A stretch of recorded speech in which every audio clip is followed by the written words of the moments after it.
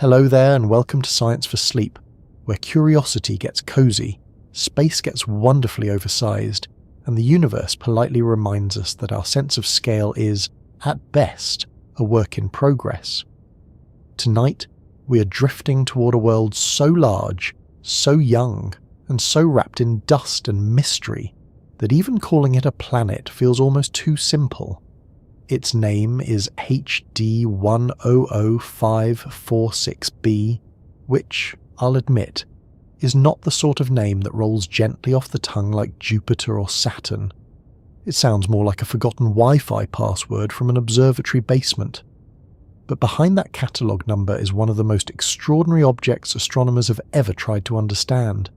A possible giant planet still in the process of forming, circling a young star far from our solar system, in a region where planets are not just sitting there finished and tidy, but still being built. And if you have ever looked at Jupiter and thought, well, surely planets do not get much bigger than that, then HD 100546b arrives like the universe clearing its throat and saying, actually, let's not be too confident. Jupiter is already enormous by any everyday standard. It could fit more than 1,300 Earths inside it, which is a perfectly unreasonable number. It has storms larger than our entire planet, dozens of moons, powerful radiation belts, and enough gravity to shape the architecture of the solar system around it. Jupiter is not small. Jupiter is not modest. Jupiter is, in its own neighbourhood, the big furniture. And yet, when astronomers began studying HD 100546b, they found themselves dealing with something that appeared far larger. A swollen, glowing, complicated giant wrapped in the leftovers of its own birth. It is the kind of object that makes Jupiter seem less like the king of planets and more like the sensible older cousin who already finished growing. Before we travel farther, I'd love to know where in the world you are listening from tonight. Are you somewhere under a clear sky, with a few stars visible beyond the window?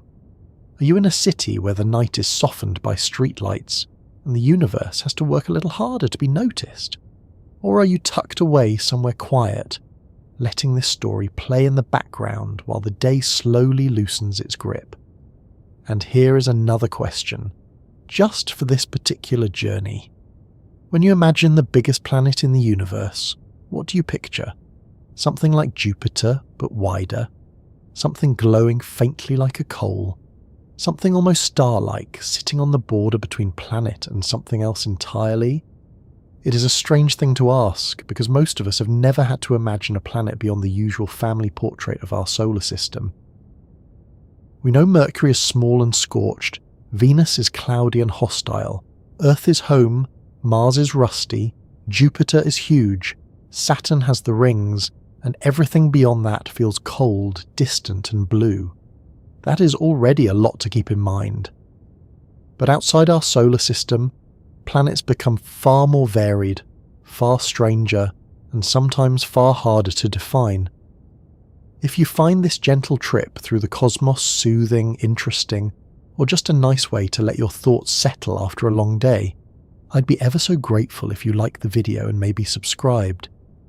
It helps this quiet little corner of science reach others who might want to rest beside big questions without being startled awake by loud music, flashing graphics, or someone shouting about a black hole as if the black hole has personally offended them. Here, we'll take the slower route. We'll let the dust settle. We'll let the starlight arrive in its own time. And if the size of HD 100546b keeps you awake for a moment, well, at least it will be the peaceful kind of awake, the kind where your mind wanders gently across hundreds of light years and then slowly comes back to the pillow. So, settle in, loosen your shoulders, and let's begin with the simple fact that this giant planet is not nearby. HD 100546b orbits a young star hundreds of light years away from Earth. That means the light we study from this system has spent centuries crossing space before reaching our telescopes. It left its home before anyone alive today was born, before modern astronomy had many of its tools, before we knew there were thousands of planets around other stars.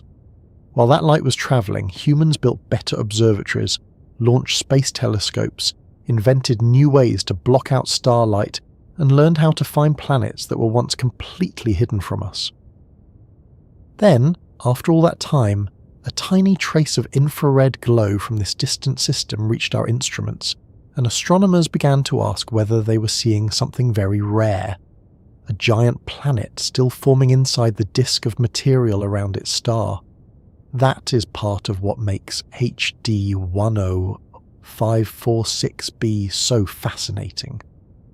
We're not simply looking at a mature planet calmly orbiting a mature star, the way Jupiter circles the Sun today. We are looking at a young system, a place where the star is still surrounded by a wide disk of gas and dust. That disk is not just decorative, it is the raw material of planet formation. It is the cosmic workshop floor covered with the ingredients that may become worlds, moons, rings, comets, and all the smaller leftovers that drift around a young star after its birth. In our own solar system, that workshop closed long ago. The planets are built. The dust has mostly cleared. The construction noise has faded. But around HD 100546, astronomers are seeing something much closer to the messy beginning, when the system is still deciding what kind of place it is going to become. Imagine, in the most practical way, a kitchen after someone has started making an enormous meal, but has not yet cleaned anything up. Flour is on the counter. Bowls are out. There are ingredients everywhere. Some things are half mixed, some things are warming, some things are still waiting to be used, and someone has definitely misplaced a spoon. A young planetary system is like that, except the flour is dust, the bowls are orbital paths, the stove is a young star, and the spoon is probably somewhere around 50 astronomical units from the centre. In the disk around HD 100546, material is moving, colliding, heating, cooling, clumping, scattering, and sometimes falling inward, or gathering around growing bodies. It is not neat. It is not finished. And because it is not finished, it gives us a rare chance to study planet formation while it is still happening. HD 100546b has often been described as one of the largest known planets, and sometimes even as the biggest planet in the universe. That phrase is dramatic, of course, and astronomy always asks us to be careful with dramatic phrases. The universe is very large, and we have not checked every planet. We have only found a small sample compared with what must be out there. Also, the bigger a planet-like object becomes, the more awkward the word planet can get. At some point, if an object is massive enough, it may begin to resemble a brown dwarf, a kind of in-between object heavier than most planets, but not truly a star. The boundary is not always as clean as we might like.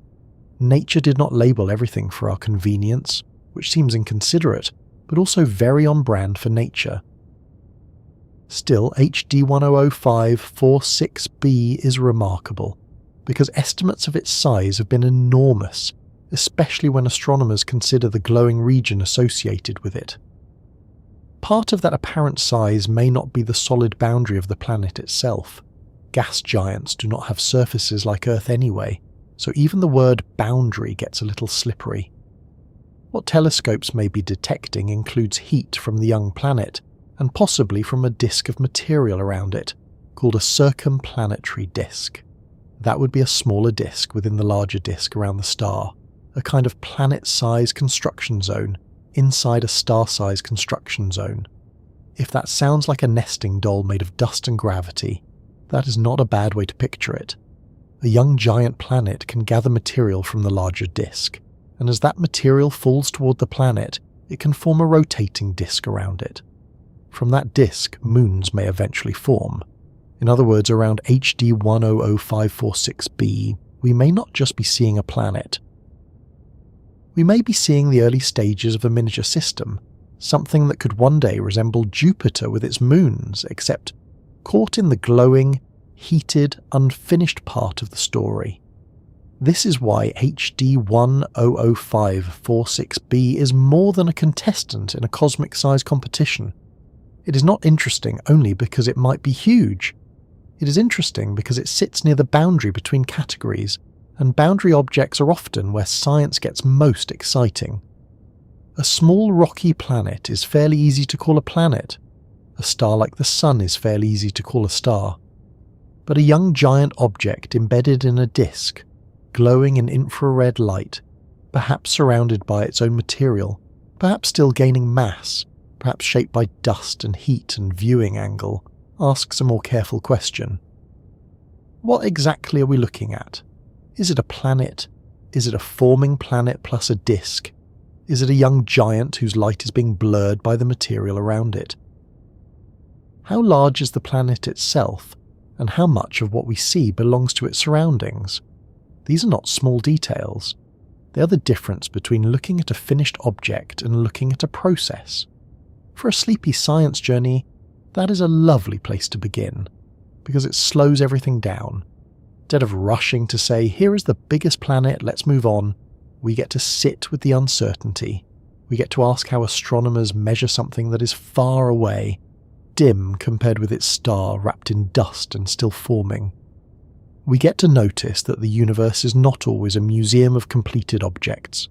Sometimes it is a workshop, sometimes it is nursery, sometimes it is a room where the lights are low and something enormous is still taking shape in the corner, and the best we can do is watch carefully, collect the light, and try not to trip over our own assumptions. The star at the centre of this system, HD 100546, is young and bright, more massive and hotter than our Sun. It is the kind of star that lights up the material around it and makes the disk easier to study in some ways, while also making the planet harder to see because stars are very good at being inconveniently bright. Finding a planet next to a star is often compared to spotting a firefly beside a lighthouse from far away. In this case, the firefly is also inside fog, possibly still growing, and the lighthouse is surrounded by a dusty building site.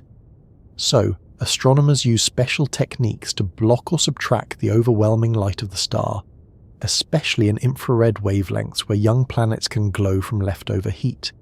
It is patient work. It is careful work. It is the astronomical version of trying to hear a quiet footstep while someone nearby is playing a trumpet. And yet, we have learned to do it. That may be one of the most comforting parts of this story. Human beings are tiny compared with planets, stars, disks, and the distances between them. We cannot visit HD 100546b. We cannot send a probe there and wait for vacation photos. We cannot scoop up a little sample of its atmosphere and bring it back in a jar, which is probably for the best, because a jar full of giant planet atmosphere would raise several practical concerns. But we can build instruments sensitive enough to separate faint heat from bright starlight. We can compare images taken at different times. We can model how dust scatters light. We can ask whether an observed glow moves with the star, whether it fits with a planet, whether it might be a background object, whether it could be a feature in the disk. Slowly, cautiously, with many revisions and many debates, we turn distance into information. There is something quietly moving about that. A young planet, hundreds of light years away, is forming in a disk around a star most people will never see with their own eyes. And yet here we are, on a small rocky world trying to understand it. We name it. We measure it. We argue politely about it in research papers. We update the numbers when better observations come in. We admit when the answer is uncertain. And in doing so, we learn something not only about HD 100546b, but about how planets come to exist at all. We learn about the early solar system by studying another system still young enough to show its workings. We look outward, and the universe hands us a rough draft. The phrase biggest planet in the universe also invites a surprisingly gentle problem. How big can a planet be before it stops being a planet? A gas giant can grow by gathering hydrogen and helium from the disk around its star. But if it grows too massive, gravity squeezes it harder. More mass does not always mean much more width. In fact, some very massive gas giants are not dramatically larger than Jupiter, because their own gravity compresses them. This means the largest planet by radius is not always the most massive. A puffy, young, hot planet can have a huge apparent size because it is not cooled and contracted yet. Over time it may shrink. That is not a failure. That is just physics. Even giants settle down eventually, which is a comforting thought if you have ever seen a puppy grow into its paws. HD1 00546b may be enormous, partly because it is young. Young giant planets are still hot from formation. They glow in infrared light. Their atmospheres and surrounding material can be extended, heated, and difficult to separate into neat layers. If a circumplanetary disk is involved, the measured glow may represent not only the planet but also the warm material around it. That makes it scientifically rich, but it also means we have to be careful with the image in our minds. We should not simply picture a clean, polished marble 7 times wider than Jupiter, floating alone in space like a finished ornament. A better picture is a forming giant inside a dusty environment, glowing through its own construction materials, like a lantern behind a curtain. The lantern is real, the curtain matters, and from far away you have to understand both. This is one of the reasons the story feels so different from the planets in our solar system. Jupiter today is old, settled, and familiar in comparison. It has had billions of years to cool and contract. Its formation disk is gone. Its moons are already in place. Its storms still churn, of course, because Jupiter is not exactly calm, but as a planet it is no longer being assembled from a young star's disk. HD100546b belongs to a much earlier stage, closer to the time when our own giant planets were still gathering gas and shaping the disk around the newborn sun. Studying it is a bit like finding an old family photo of Jupiter as a baby, except the baby is glowing, surrounded by dust, possibly larger than expected, and located hundreds of light years away in a stellar nursery that refuses to sit still for the camera. As we move into this story, we will not treat HD 100546b as just a record-breaking object. Records are fun, but they are not the deepest part of the tale. The deeper question is how nature builds something so large. How do tiny grains of dust become pebbles, then cores, then worlds? How does a planet grow far from its star, where material is spread thin and orbital times are long? How does a forming giant carve gaps, stir spirals, and leave fingerprints in the disk around it? How do astronomers tell the difference between a planet and a bright knot of disk material? And what does this faraway system reveal about our own beginning, when the sun was young and the solar system was not yet a system at all, but a restless swirl of ingredients? To understand why HD 100546b is so difficult to describe, we first need to spend some time with the place where it is growing. Not the planet itself just yet, not the huge glowing object that has made astronomers lean toward their screens, but the young star and the material around it. Because this possible giant world is not sitting in a clean, empty neighbourhood. It is not orbiting through a calm, finished solar system like Jupiter does today. It belongs to a much younger setting, a disk of gas and dust wrapped around a bright young star, where the basic parts of planets are still moving, colliding, settling, and being pulled into new shapes by gravity. HD 100546 is the name of the star, and yes, it sounds more like a library label than a place where worlds are being born. It sits in the southern sky, in the direction of the constellation Musca, the Fly, which is a small constellation with a name that feels slightly less grand than the objects hiding inside it. A fly is not exactly what most of us picture when we think of cosmic birth and planet formation, and yet in that direction, hundreds of light years from Earth, there is a young stellar system that has become one of astronomy's most useful natural laboratories for studying how giant planets form. The star itself is hotter and more massive than our Sun, and it is still young enough that it has not fully settled into the quiet middle age that our Sun enjoys. Our Sun is about 4.6 billion years old. HD 100546 is only a few million years old, young enough that, if stars had school photographs, this one would still be in the awkward stage with dust all around it and too much energy for the room. That dust is the key. Around HD 100546 is a broad circumstellar disk, which simply means a disk of material around the star. It is made of gas, dust grains, small particles, and probably larger clumps hidden within it. This is the leftover material from the star's formation. A star forms when a cold cloud of gas and dust collapses under gravity. As the material falls inward, the centre grows dense and hot, eventually becoming a star. But not everything falls straight into the middle. Because the original cloud has some rotation, even if it is slow, the collapsing material flattens into a disk. You can see a very simple version of this with pizza dough, although please do not throw a star-forming cloud over your kitchen. When something spins, material tends to spread outward into a flatter shape. In space, the same basic idea helps create a disk around a newborn star. This disk is where planets begin. It is the storage shelf, mixing bowl and construction yard all at once. Tiny dust grains bump into each other, some bounce apart, some stick. Over time, if conditions are right, dust becomes larger grains, grains become pebbles, pebbles become bigger bodies, and eventually some of those bodies gather enough mass to become planets. It is not a smooth process. It is not like placing bricks in a neat row. It is more like trying to build a snowman in a windy field, while other snowmen are already rolling around, stealing snow, and changing the shape of the ground.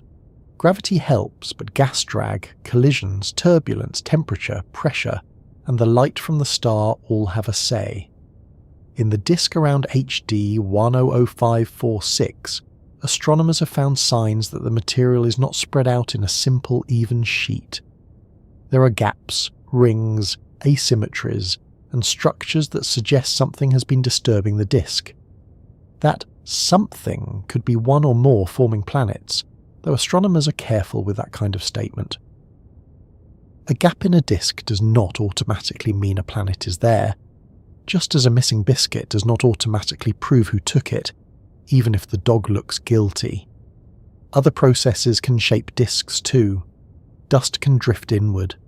Gas pressure can collect particles into rings. The star's radiation can heat and move small grains.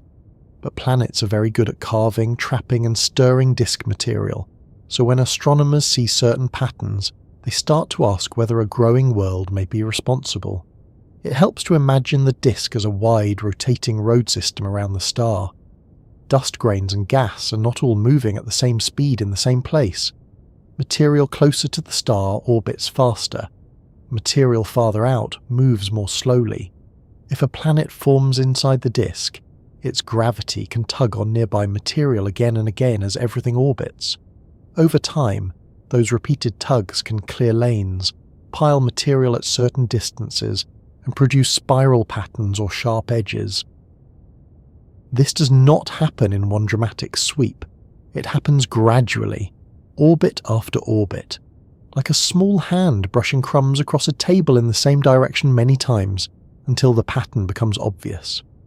Around HD 100546, the patterns are interesting enough that the system has been studied again and again with different telescopes and wavelengths. Different wavelengths matter, because a young disk does not look the same in every kind of light.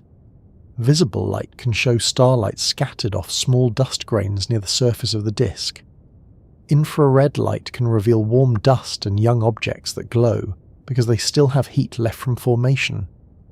Millimeter light, the kind studied by ALMA, can trace colder dust and gas in the disk, including larger particles that may be closer to the building blocks of planets.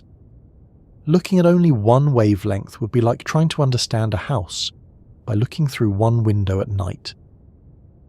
You might see the lamp in the living room but miss the kitchen, the hallway, the tools in the garage, and the cat sitting in the sink for reasons known only to the cat. By observing HD 100546 in multiple ways, astronomers can piece together a more complete picture of the star's surroundings. One important point is that this system is not a nursery in the sense of a whole, bright nebula like the Orion Nebula. where many stars are being born together in a glowing cloud. HD 100546 is more specific than that. It is a young star with its own planet-forming disk.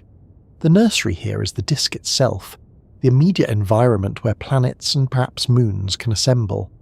That makes it especially useful, because it gives astronomers a view of planet formation on a scale closer to one family of worlds. Instead of looking at a crowded star-forming region and wondering which material belongs to which newborn star, they can focus on this one system and ask what its disk is doing. The star at the centre is bright enough to warm and illuminate the disk, but that brightness also creates a problem. If you're trying to study faint structures close to a star, the star gets in the way. It overwhelms the view.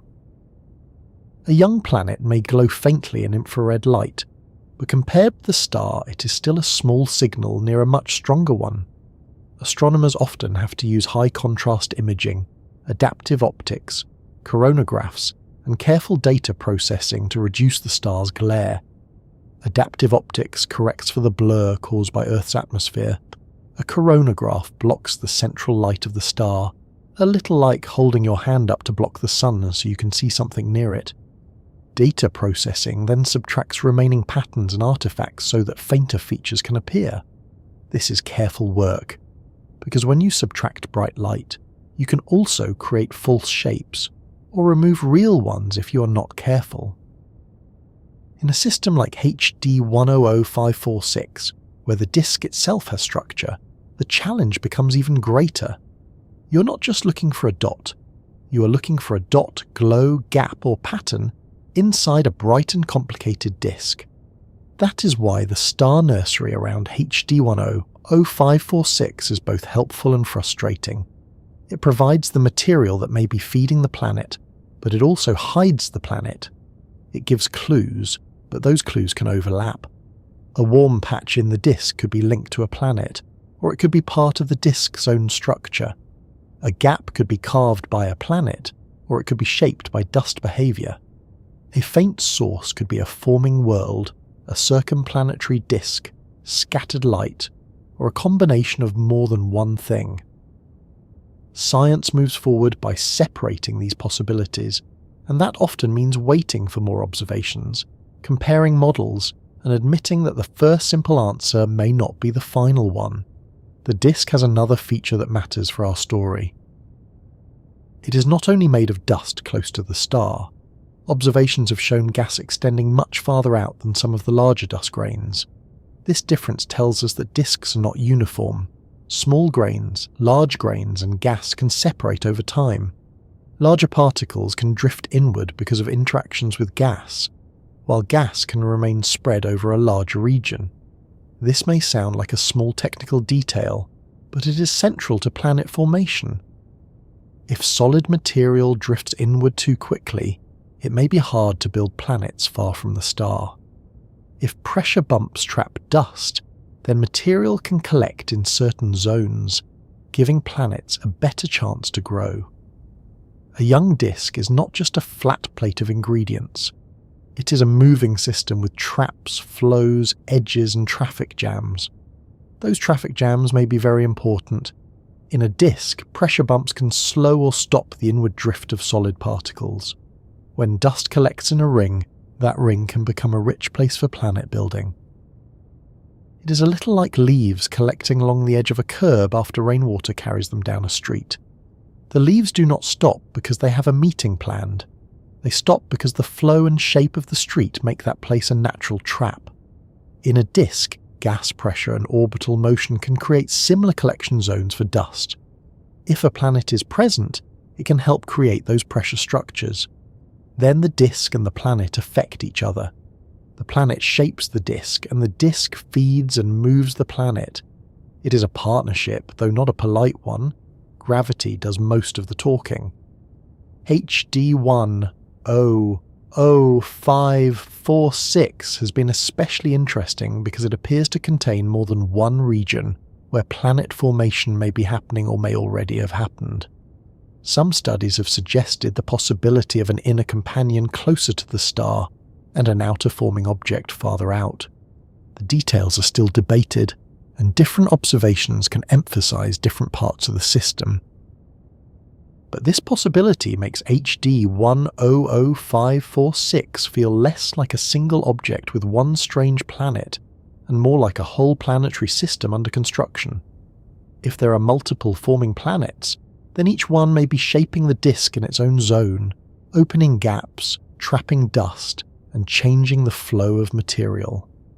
That matters because planets do not form in isolation. Jupiter, Saturn, Uranus, and Neptune did not grow in separate private rooms.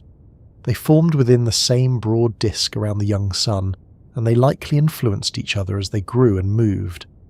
HD 100546 may offer a distant example of this kind of shared construction. When we say a planet is forming in a disk, it is tempting to picture a small solid ball simply getting bigger. That may work for rocky planet cores at early stages, but giant planets are more complicated. A gas giant likely begins with a core or concentration of solid material, then gathers a thick envelope of hydrogen and helium from the surrounding disk. Once that gas accretion begins strongly, growth can become rapid. Material may fall toward the planet, heat up, and glow. Some of it may settle into a circumplanetary disk around the growing planet. That smaller disk can regulate how material lands on the planet, and later it may become the birthplace of moons. Around Jupiter, the large Galilean moons are thought to have formed in a disk around Jupiter long ago. So, when astronomers talk about possible circumplanetary material around HD 100546b, they are not just adding a decorative detail. They may be looking at the kind of environment where a giant planet's future moons could begin. This makes the whole system feel practical in a very large way. It is not just a pretty disk, not just a distant glow. It is a working example of how raw material becomes structure. The star formed first from collapsing gas and dust. The leftover material flattened into a disk. The disk began to evolve, with dust drifting, gas spreading, and rings or gaps forming. Inside that disk, planets may be growing. Around those planets, smaller disks may exist, and inside those smaller disks, moons may one day take shape. The scale is enormous, but the steps are connected. Star, disk, planet, moon. A system does not appear all at once. It is assembled through many linked processes, each one depending on the material and motion around it. Of course, none of this happens quickly by human standards. A planet-forming disk can evolve over millions of years. Material circles the star again and again. At tens of astronomical units from the star, one orbit can take centuries. That means HD 100546b, if it is orbiting at roughly the distance astronomers estimate, does not hurry around its star. A full orbit would last far longer than a human lifetime. If you tried to celebrate one birthday per orbit on that planet, you would need a very patient guest list. The slow pace is part of the difficulty. Astronomers cannot simply watch the planet complete an orbit and quickly map its path. Instead, they compare observations separated by years and look for small shifts. They use models to understand what motion should look like. They ask whether the object shares the star's motion through space, whether it changes position in a way consistent with orbiting, and whether the disk features line up with the idea of a planet being there. This is where the story becomes a little more careful than a simple headline. HD 100546b is often discussed as a protoplanet candidate or forming giant planet, and some catalogues list it as an exoplanet. But its measured properties are uncertain because the system is young, bright, dusty, and complex. The large size linked to it may describe an emitting region that includes the planet and surrounding material, not a clean planetary surface. For gas giants, even the idea of a hard surface is not right. There is no rocky ground to stand on, no place where a sign could say, "Welcome to the surface, please mind the gravity." There are layers of gas, pressure, clouds, heat, and perhaps a deep interior where the physics becomes extreme. For a forming gas giant inside a disk, the boundary between planet, atmosphere, and nearby accreting material can be difficult to separate from far away. Still, that uncertainty does not make HD 100546 less valuable. It makes it more valuable. Finished objects are easier to label. Forming objects teach us more about the process. A mature Jupiter tells us what a gas giant can become after billions of years. HD 100546b may show us part of the path toward becoming one. The surrounding disk is not background scenery, it is part of the explanation. To understand the possible planet, we need to understand the disk that feeds it, hides it, and records its influence. Every ring, gap, warm patch, spiral structure, and dust concentration may be part of the same story. Think of looking at a building site from far away after sunset. You may see floodlights, moving shadows, a crane, piles of material, and half-finished walls. You could not understand the final building just by staring at one bright spot. You would need to know where the foundations are, where the supplies are stacked, which parts are finished, and which machines are moving. The disk around HD 100546 is that building site. The possible planet is one of the largest things taking shape there, but it is not separate from the site. It is growing because the site exists. The strange thing about discovering a planet is that it usually does not look like discovering a planet at all. There is no little world sitting neatly in the telescope image, waiting with a label beside it. There is no blue marble, no ringed globe, no tiny dot waving politely from the darkness. Most of the time, when astronomers find a planet around another star, they find a clue. A star dims by a fraction of a percent. A star wobbles slightly because something unseen is tugging on it. A spectrum changes in a careful pattern. A measurement refuses to sit still. The planet itself may remain invisible, and the discovery begins not as a picture but as a disturbance. HD 100546b was different in one important way. Astronomers were trying to see something directly, or at least as directly as modern astronomy allows when the object is hundreds of light years away, buried in a disk and sitting near a star bright enough to dominate the whole scene. They were not watching the star dim as a planet crossed in front of it. They were not measuring a tiny stellar wobble caused by gravity. They were looking into the warm infrared light around a young star and asking whether a forming planet could be detected inside the material that was still building it. That is a much harder kind of search. It is less like noticing a shadow passing over a lamp, and more like trying to spot one warm ember inside a smoky room while someone shines a flashlight in your eyes. The key instrument in the early discovery story was NaCO on the Very Large Telescope in Chile.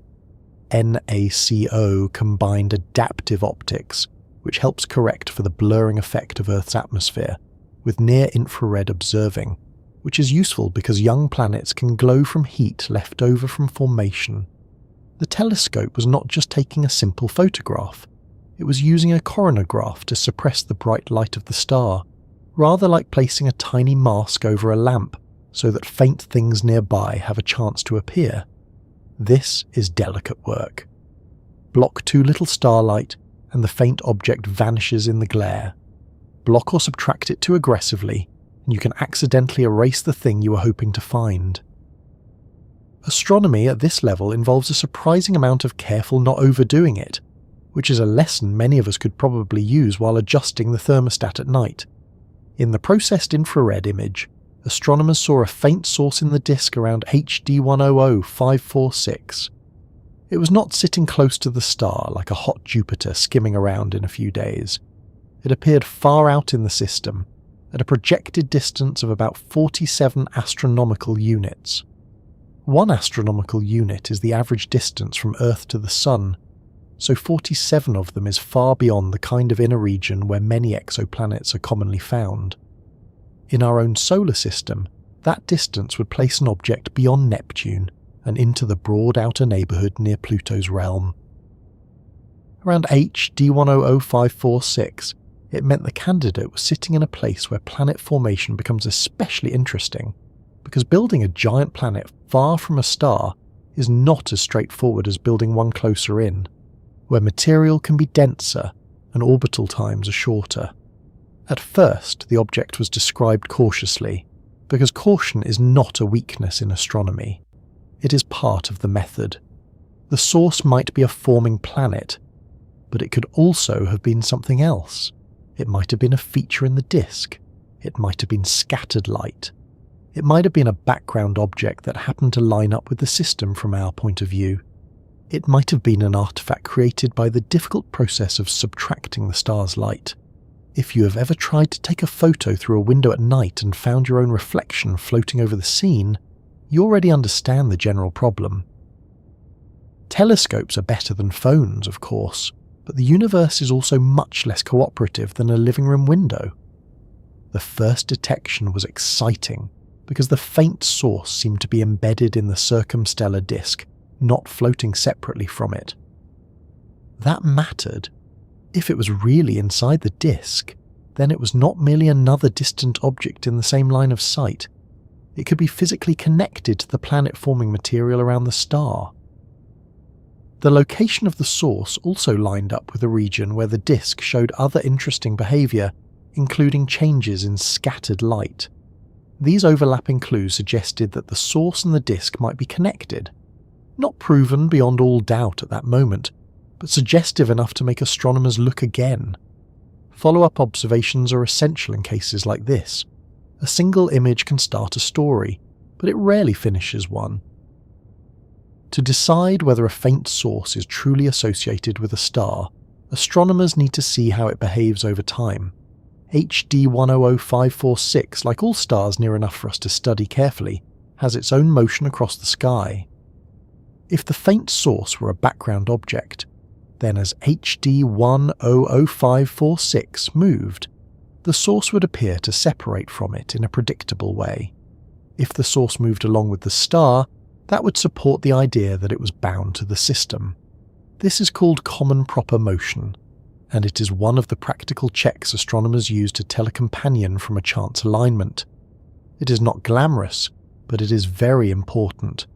Space discoveries often depend on watching a tiny dot not go where it would go if it were something else. Later observations strengthened the case that the object was connected to HD 100546. Multi-wavelength imaging showed the source in infrared bands, and the data suggested that it was not a normal background star. The object appeared to move with HD 100546 rather than sitting fixed behind it. That was a major step. The candidate became much harder to dismiss as a random alignment. Astronomers could then focus on what kind of object it was and what its light was telling them. Here the story becomes more complicated and also more interesting. The emission from HD 100546b did not look like a simple, clean point of light from a finished planet. It seemed to include a point source component and surrounding resolved emission. In plain language, there was a compact part but also a spread out glow around it.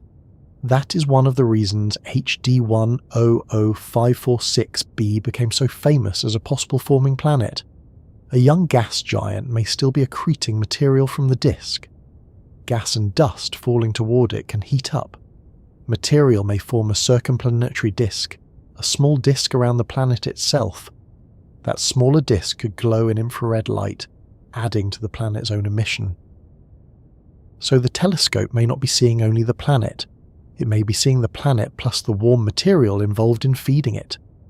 This point is worth sitting with for a moment, because it changes the image in your mind. If someone says the biggest planet, it is natural to picture a huge round object with a clear outline. But HD 100546b may not offer that kind of simplicity. It may be a young giant world wrapped in its own formation material. The measured glow may come from a larger emitting region, not just from the body of the planet itself. That does not make it less real. It makes it less tidy. A planet still being born does not have to look like a finished planet.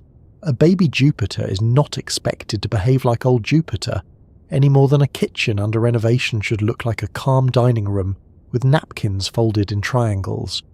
Astronomers estimated the temperature and size of the emitting region using the infrared light they detected.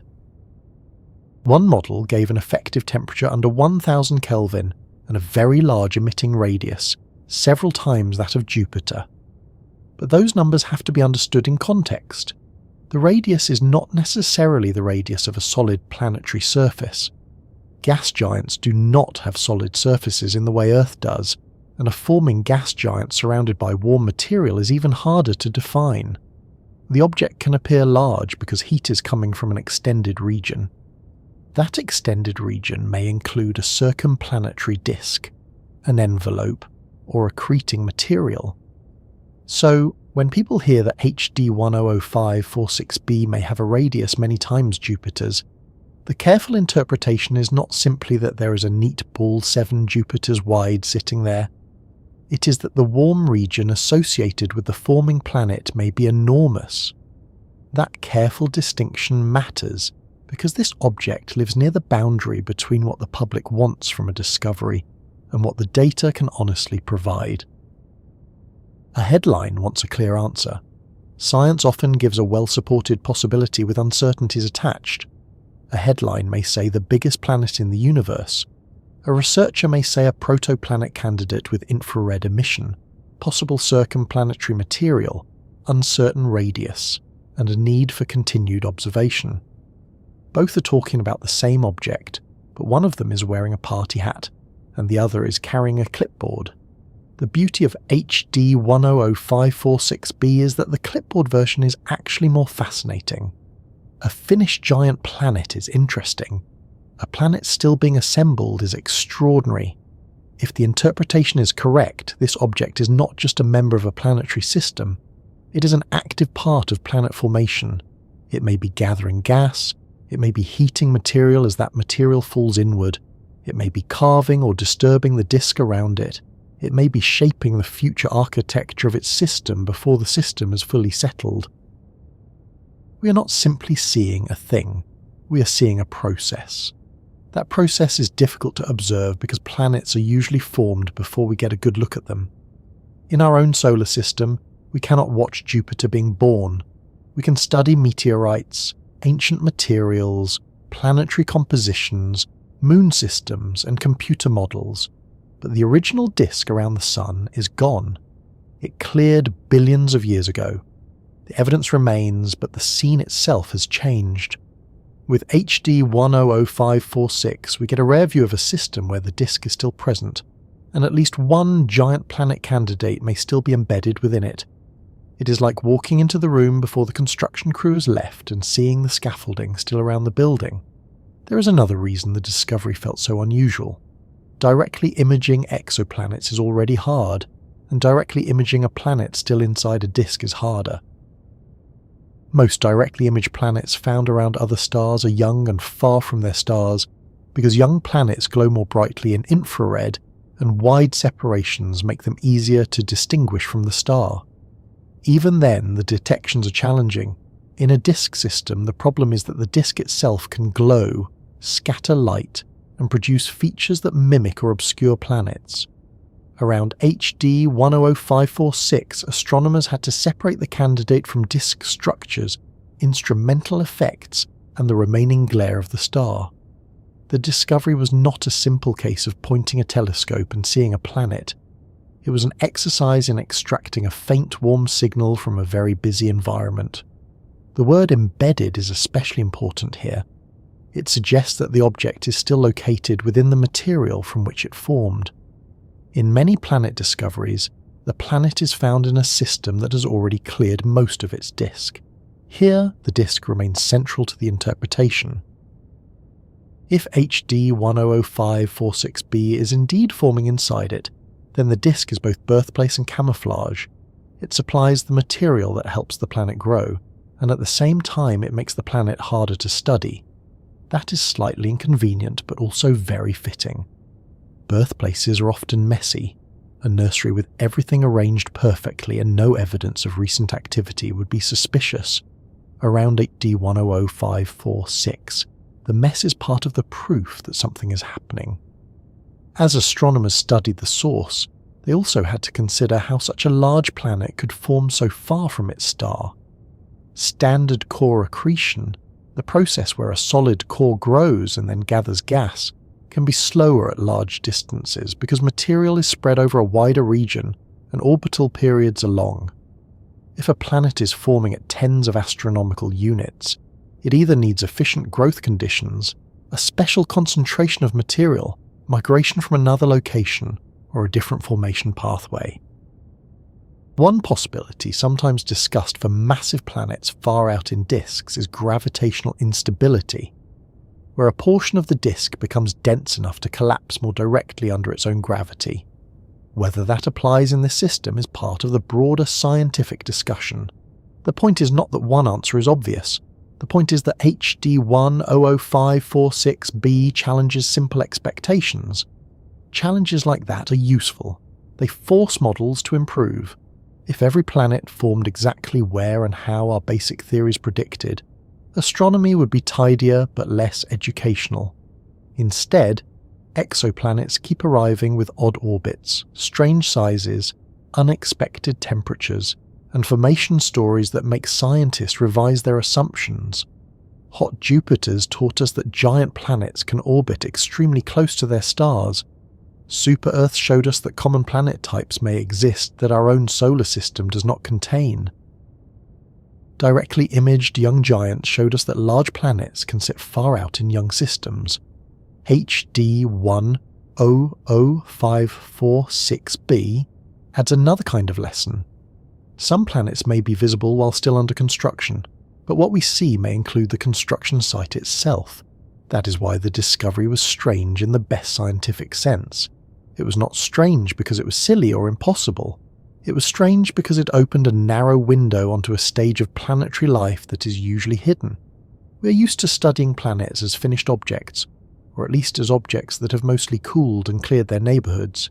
HD 100546b may still be in the heated, dusty, unsettled part of its history. It might still be gaining mass. It might still be surrounded by the material that will one day become moons. It might still be interacting strongly with the disk in ways that leave patterns astronomers can trace. There is a quiet humility in this discovery too. Even with some of the best telescopes on Earth, even with adaptive optics and high-contrast imaging and careful models, the object is still difficult to understand. We have measurements, but they do not translate into a simple picture. We have a location, but the disk complicates it. We have infrared brightness, but brightness can come from more than one physical source. We have a candidate planet, but the word candidate remains part of the careful language around it in many discussions. That does not weaken the story, it makes the story honest. Science is not only a collection of facts, it is also a record of how we learn what kind of fact we may be looking at. Picture the astronomers working with those images. On the screen, there is a bright young star whose light has been suppressed. Around it is a disk, structured and uneven. Somewhere in that disk is a faint glow. It is small in the image, but in reality it may be enormous. It may represent a forming giant at a distance where one orbit takes centuries. It may include a planet and a warm disk around that planet. It may be linked to the future formation of moons. And all of this has to be inferred from photons that left the system long ago, crossed interstellar space, entered Earth's atmosphere, reached a telescope mirror, passed through instruments, and survived the careful cleaning of data before appearing as a signal worth studying. That is a long journey for a small glow. One of the most useful ways to think about HD 100546b is not as a photograph of a planet, but as evidence of planet formation caught in the act. The object's infrared light suggests heat. Its position places it within the disk environment. Its apparent movement connects it to the star. Its extended emission hints that surrounding material may be involved. Each piece on its own might be uncertain. Together they create a compelling case that something planet-like and very young is happening there. And because the system is close enough, bright enough, and structured enough to observe in detail, it becomes a test case for the larger question of how giant planets grow. That larger question reaches back to our own solar system. Jupiter was once young. Saturn was once forming. The The Galilean moons were once material in a disk around Jupiter. The outer planets once interacted with the gas and dust around the newborn sun. None of that is visible now in real time, but systems like HD 100546 let us see similar processes in another place. Not identical processes, because every system has its own star, disk mass, chemistry, timing and disturbances, but similar enough to teach us. When we study HD 100546b, we are not just learning about one unusual object with a catalogued name. We are studying a possible example of the kind of giant planet birth that helped shape planetary systems across the galaxy. There is also a simple human feeling in this discovery. Something very far away is changing slowly and we noticed. That is not a small thing. We live on a planet where clouds can hide the sky, where daily life fills our attention with messages, bills, meals, errands, and the ongoing mystery of where the other sock went. Yet instruments built by human hands can look toward a young star and detect a faint signal from a possible world still forming. It is hard not to find that comforting.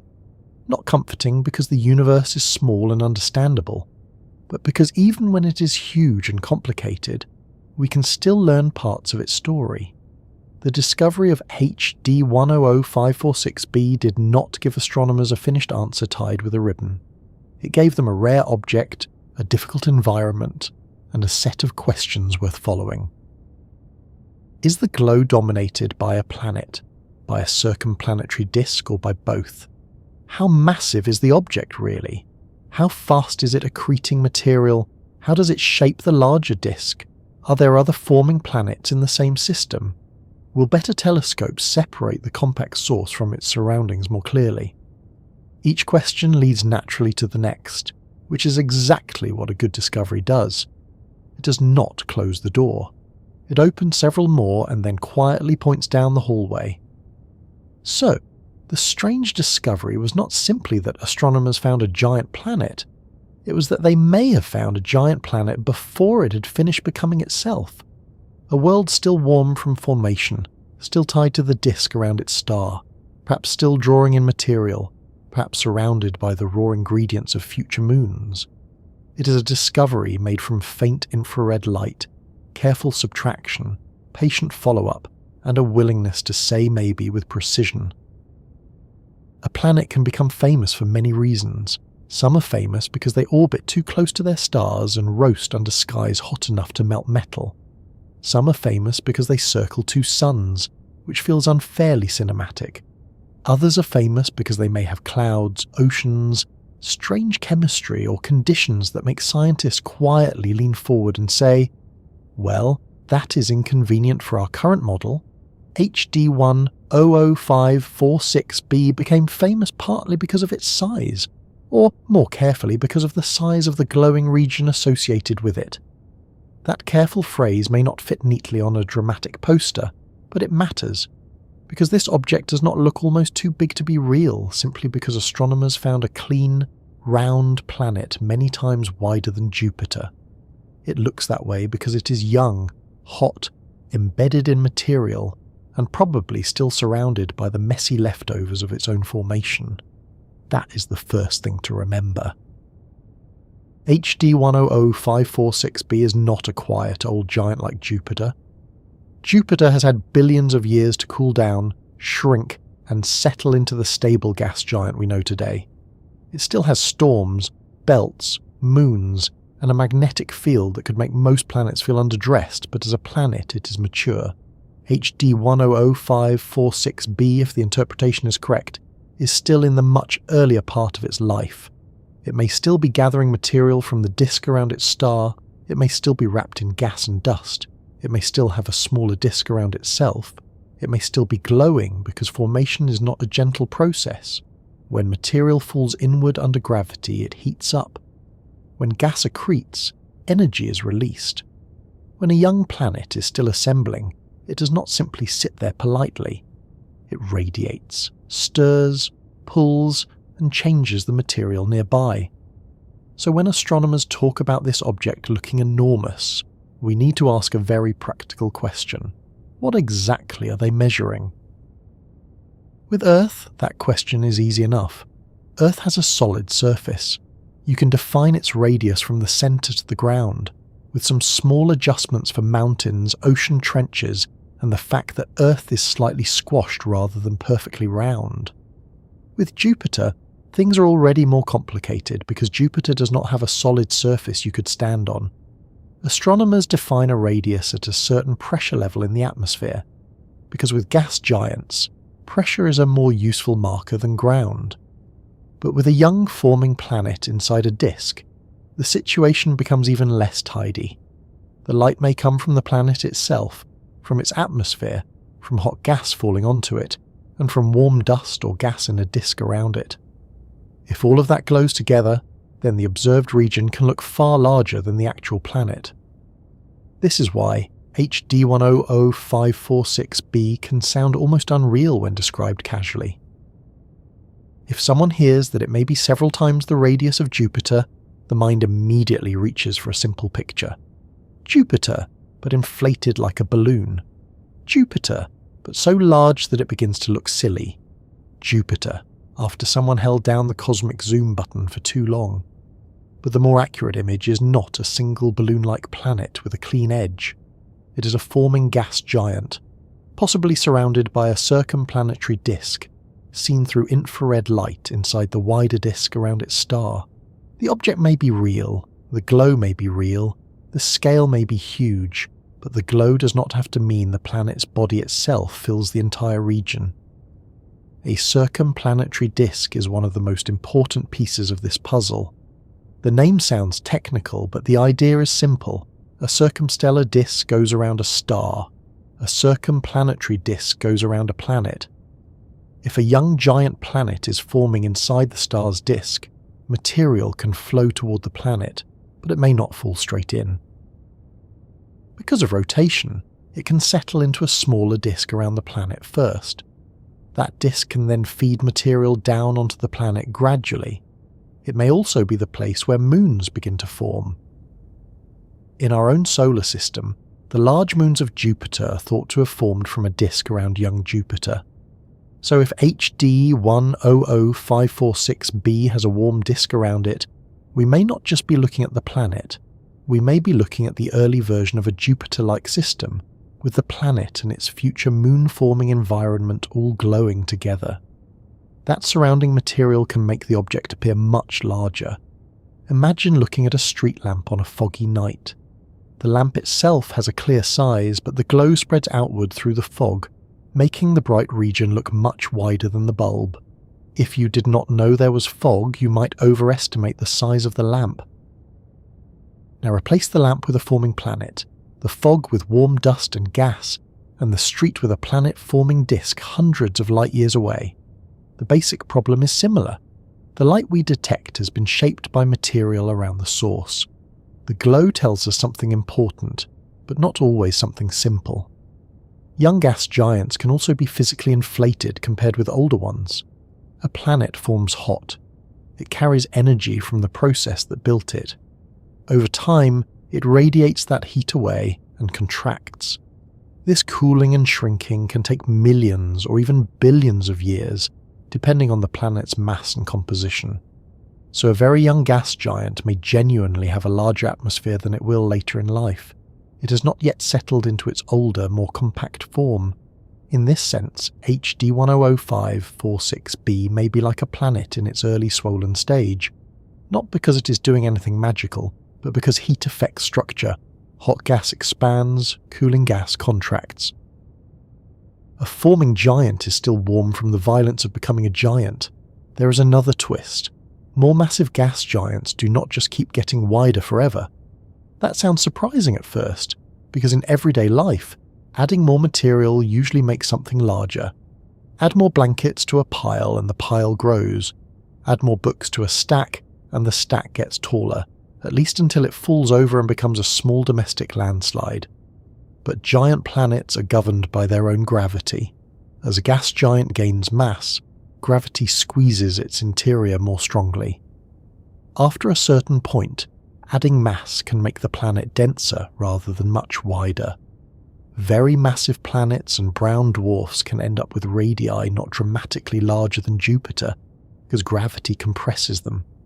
So when a planet-like object seems many times wider than Jupiter, that usually tells astronomers to look carefully at temperature, youth, atmosphere, and surrounding material. Size alone does not tell the whole story. That is one reason HD 100546b sits in such an interesting part of planetary science. It is not just a big object, it is an object whose bigness has to be interpreted. Is the planet itself extremely large? Is the light coming from a swollen young atmosphere? Is the emitting region dominated by material around the planet? Is there a warm circumplanetary disk adding infrared brightness? Is the disk of the star confusing the measurement? Each possibility changes the meaning of the size, and none of this makes the discovery less exciting. It makes it more useful. A simple record holder is fun. A record holder that forces us to rethink how young planets appear is much better science. The phrase, almost too big to be real, also touches the edge between planets and brown dwarfs. Brown dwarfs are objects more massive than planets, but not massive enough to sustain hydrogen fusion like true stars. They occupy a middle territory, and nature does not always provide sharp borders. Astronomers often use mass, formation pathway, and sometimes deuterium-burning limits when discussing where planets end and brown dwarfs begin. But real objects do not always behave as if they have read the classification rules. A giant object far from its star could form like a planet in a disk, or it could form more like a small failed star from gravitational collapse.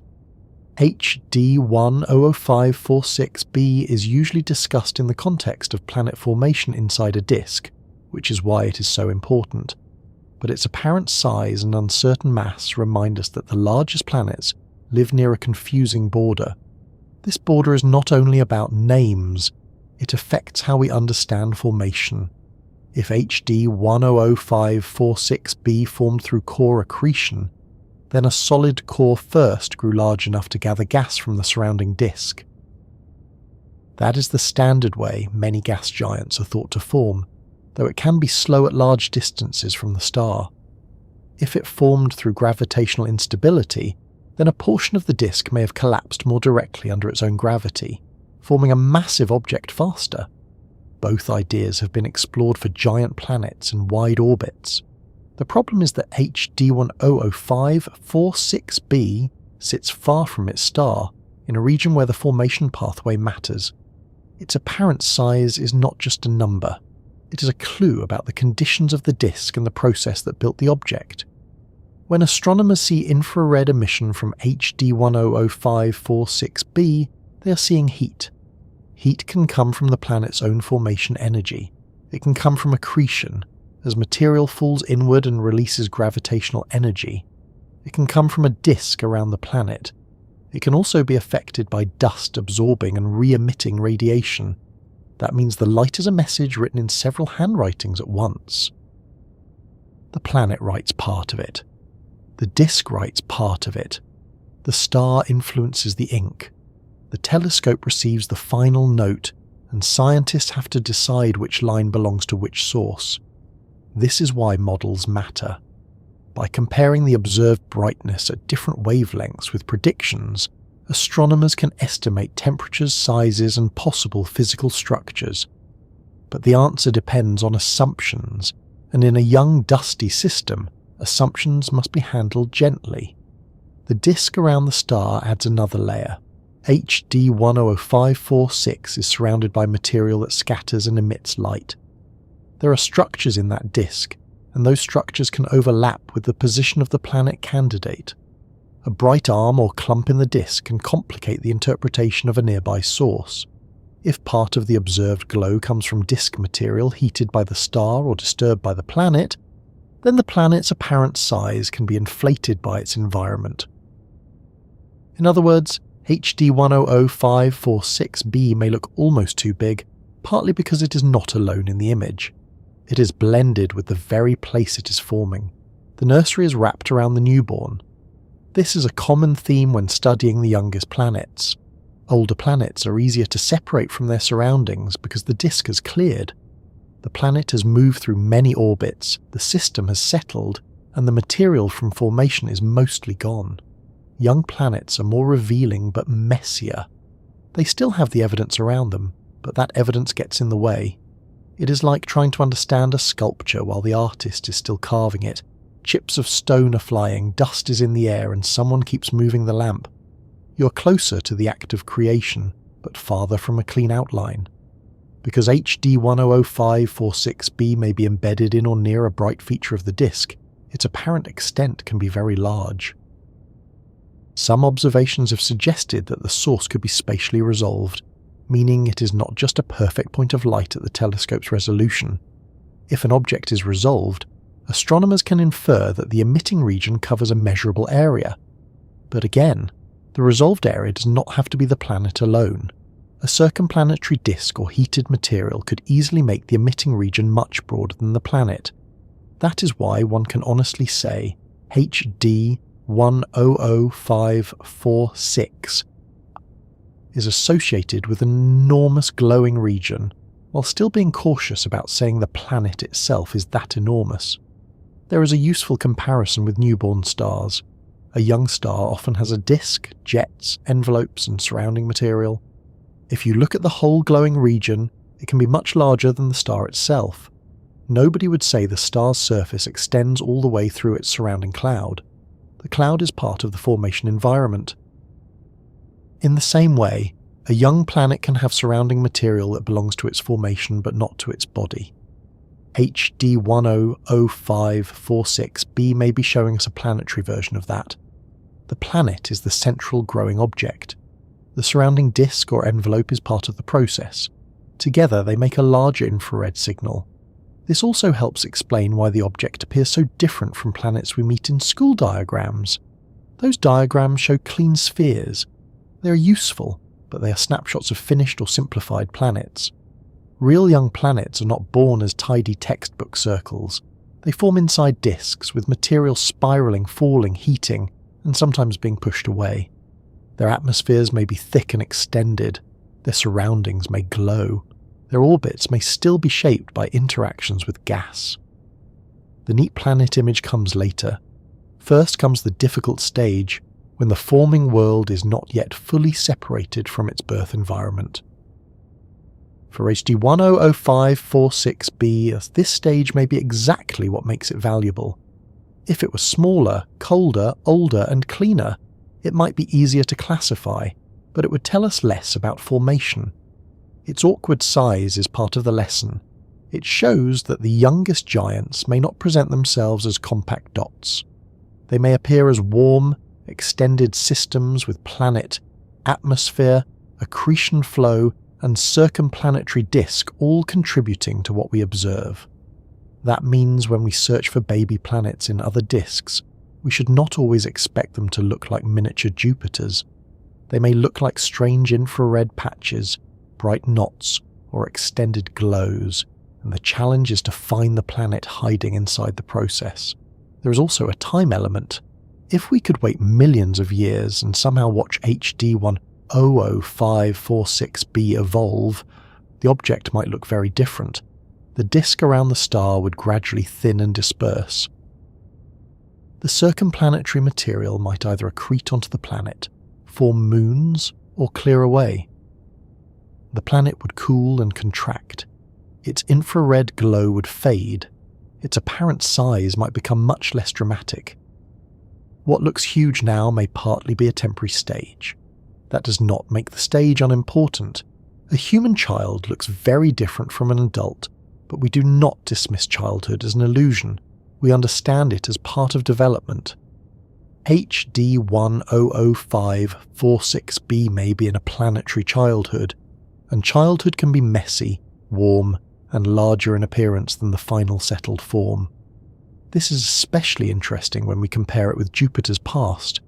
Jupiter may once have had its own circumplanetary disk. It may once have been much hotter and brighter in infrared. It may once have been surrounded by material that later formed its large moons.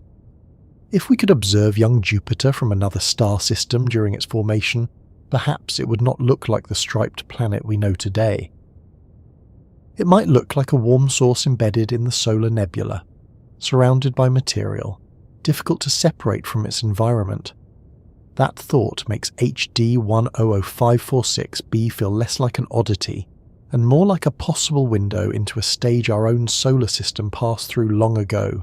Still, HD 100546b may be more extreme than young Jupiter. Its star is more massive and brighter than the Sun. Its disk is different from the ancient solar nebula. Its distance from the star is large. Its mass may be several times that of Jupiter, though estimates depend heavily on models. Its surrounding material may be bright enough to dominate parts of the measurement, so the comparison should be used carefully. It is not Jupiter's twin. It is more like a distant cousin from a larger, brighter, younger household, the kind of cousin who arrives at a family gathering with a complicated backstory and somehow changes the seating plan. Another reason it looks almost too big is that our instincts about size are trained by our solar system. Jupiter sets the benchmark. Saturn is nearly as wide but less massive. Uranus and Neptune are smaller ice giants. Earth is tiny by comparison. So when an exoplanet is described as multiple Jupiter radii, our mental scale begins to strain. But exoplanet science has shown us that planets can be puffy, scorched, stretched, evaporating, inflated, and unlike anything close to home. Some hot Jupiters are larger than expected because intense radiation from their stars and internal heating puff up their atmospheres. HD 100546b is not a hot Jupiter in a tight orbit, but the broader lesson is the same. Planetary radius is not fixed only by mass. It depends on heat, age, composition, atmosphere, irradiation, and sometimes surrounding material. A planet's size is not just how much stuff it has, it is also what that stuff is doing. This is where the object becomes a good teacher. HD 100546b asks us to slow down and separate three ideas that everyday language blends together: mass, radius, and brightness. Mass is how much material the object contains. Radius is how wide we define it to be. Brightness is how much light or heat we detect. For a simple object, those three might seem tightly connected. For a young protoplanet candidate, they can be pulled apart. A source can be bright because material is accreting. It can look wide because the emission comes from a disk. It can be massive enough to count as a giant planet, but not necessarily as wide as the entire glowing region. If we mix those concepts too quickly, the object seems impossible. If we separate them, it becomes strange but physically reasonable. There is no need to drain the wonder from it. The careful version is still astonishing. Around a young star hundreds of light years away, astronomers have found a warm source in a planet-forming disk. That source may be a giant planet still growing. Its light may come from both the planet and the material around it. The emitting region may be so large that it challenges our casual sense of what a planet should look like.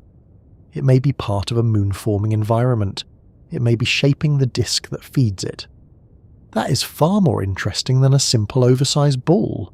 It is a living construction site, if we use living only in the mechanical sense, not biological. Gravity is working, gas is moving, dust is responding, heat is escaping.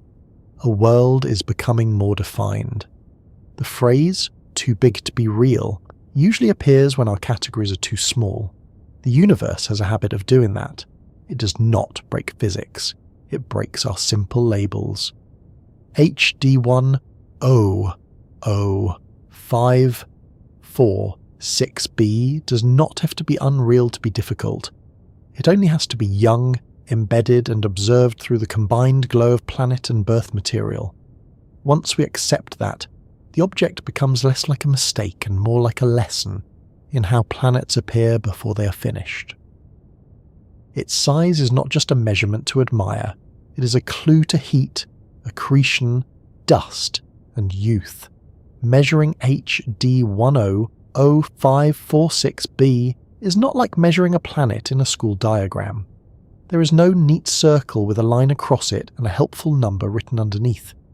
There is no sharp edge where the planet politely ends and the rest of space begins. There is only light, and not very much of it, arriving from a system hundreds of light years away, after passing through the dusty surroundings of a young star, through Earth's atmosphere if the telescope is on the ground, through mirrors and instruments, and then into a data set that has to be cleaned, corrected, compared, and argued with. By the time astronomers begin to ask how big this possible giant really is, the answer has already been mixed with starlight, dust glow, scattered light, heat from forming material, and all the practical difficulties that come from trying to study a newborn world in the middle of its own construction site. That is a good place to slow down, because the word measure sounds much simpler than it is. If you measure a table, you can take out a tape measure, line it up at one end, and hope no one asks why you are measuring the table at midnight.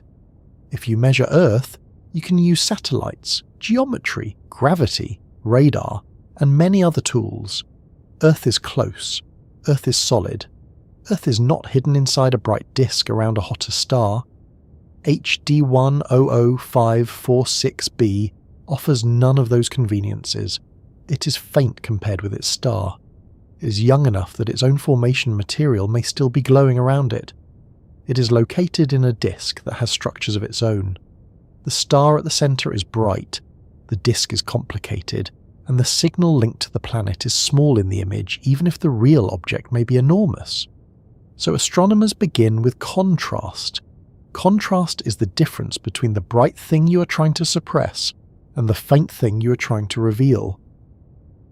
In this case, the bright thing is HD 100546 itself, a young, hot, luminous star.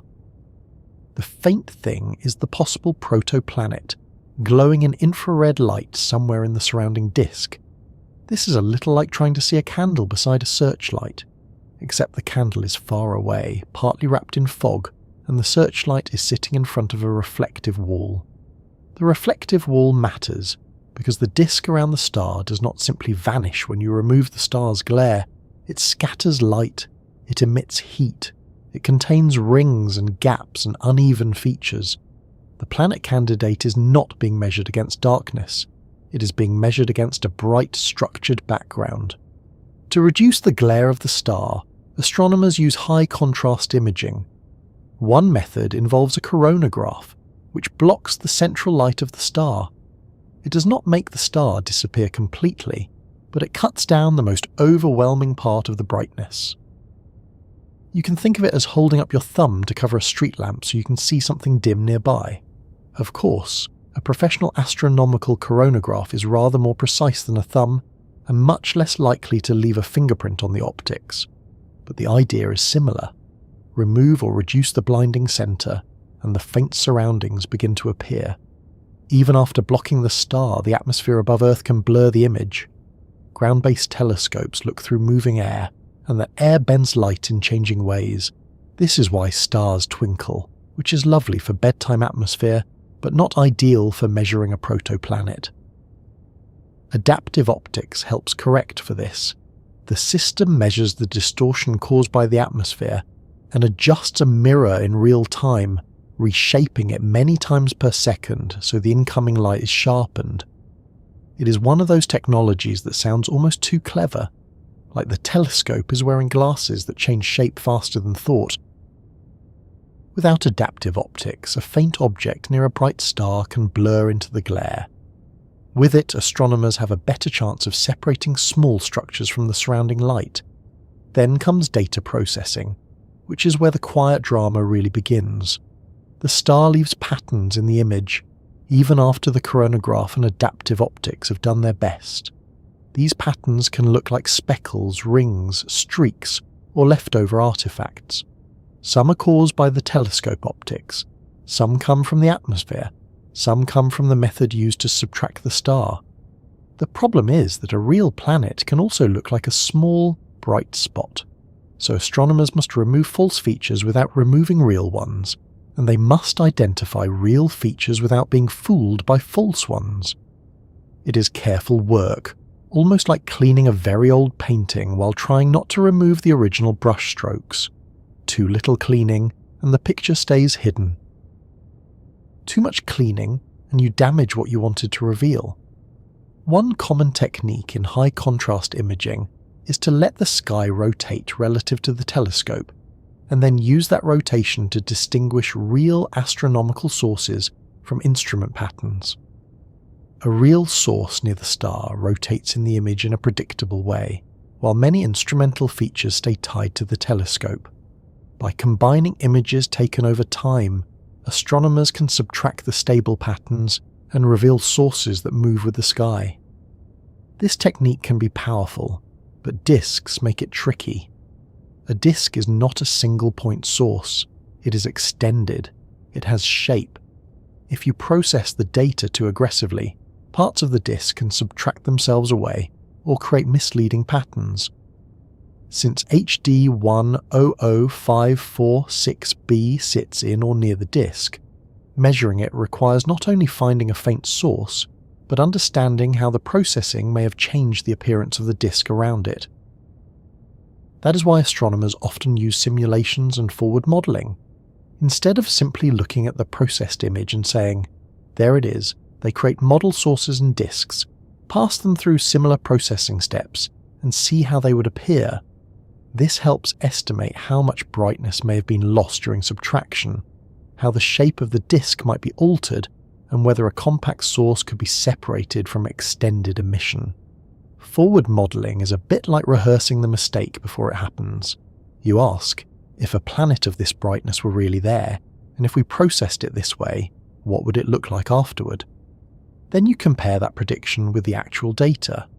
It does not remove all uncertainty, but it makes the uncertainty more measurable, which is one of science's quieter forms of comfort. For HD 100546b, the light has been studied in infrared wavelengths because young planets and warm dust glow there. Infrared observations are especially useful for objects that are still hot from formation. A mature old planet far from its star may be very dim. A young planet can glow more strongly, not because it is burning like a star, but because it still carries heat from the process of forming and perhaps from material falling onto it. If that material forms a circumplanetary disk, the disk can also glow. So infrared light can reveal the warmth of youth, but it can also blend together several sources of warmth. The planet, the accreting gas, the surrounding dust, and the larger circumstellar disk may all contribute. This is where the measurement becomes less like reading a number and more like separating voices in a quiet room. Imagine several people speaking at once, softly. One voice is the planet, one is the small disk around the planet, one is the larger disk around the star, one is the star's own light scattered off dust. The telescope records the combined sound, so to speak. Astronomers then use wavelength, brightness, position, polarization, and motion to decide which voice is which. A single observation rarely settles it. A pattern across many observations is more convincing. Polarization can help because scattered light from dust often becomes polarized. Light is an electromagnetic wave, and polarization describes the orientation of that wave. When starlight scatters off dust grains in a disk, it can acquire a preferred polarization direction. By observing polarized light, astronomers can trace dusty disk surfaces. If a bright feature appears strongly in polarized light, it may be scattered starlight from the disk rather than thermal emission from a planet.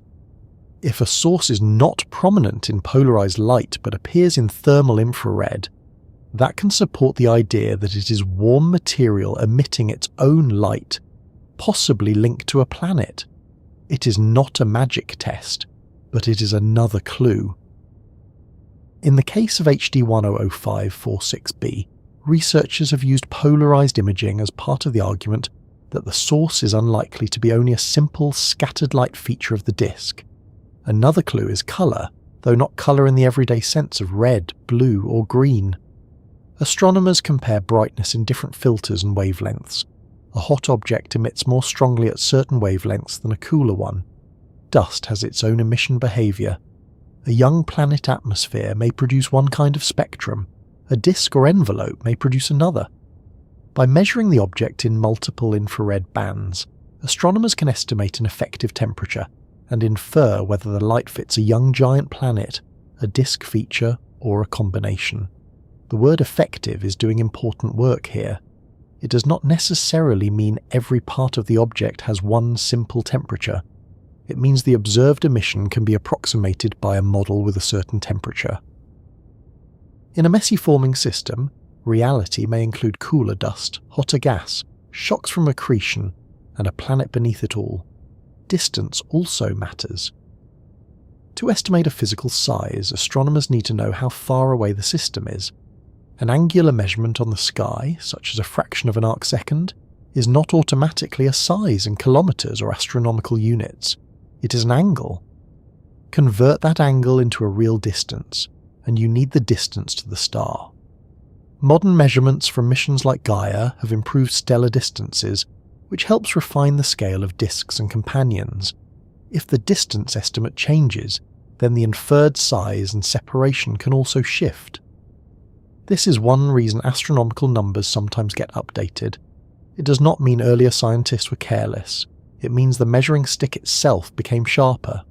The separation of HD 100546b from its star is often described in astronomical units, and it is far out compared with Jupiter's orbit. But even that number has a subtle limitation. What astronomers directly observe is usually projected separation, the apparent distance on the sky. If an object's orbit is tilted relative to our line of sight, its true distance from the star may be larger than the projected distance. It is like seeing a bird flying above a field from far away. On the flat image, it may appear next to a tree, but without knowing the angle and height, the true three-dimensional distance is harder to pin down.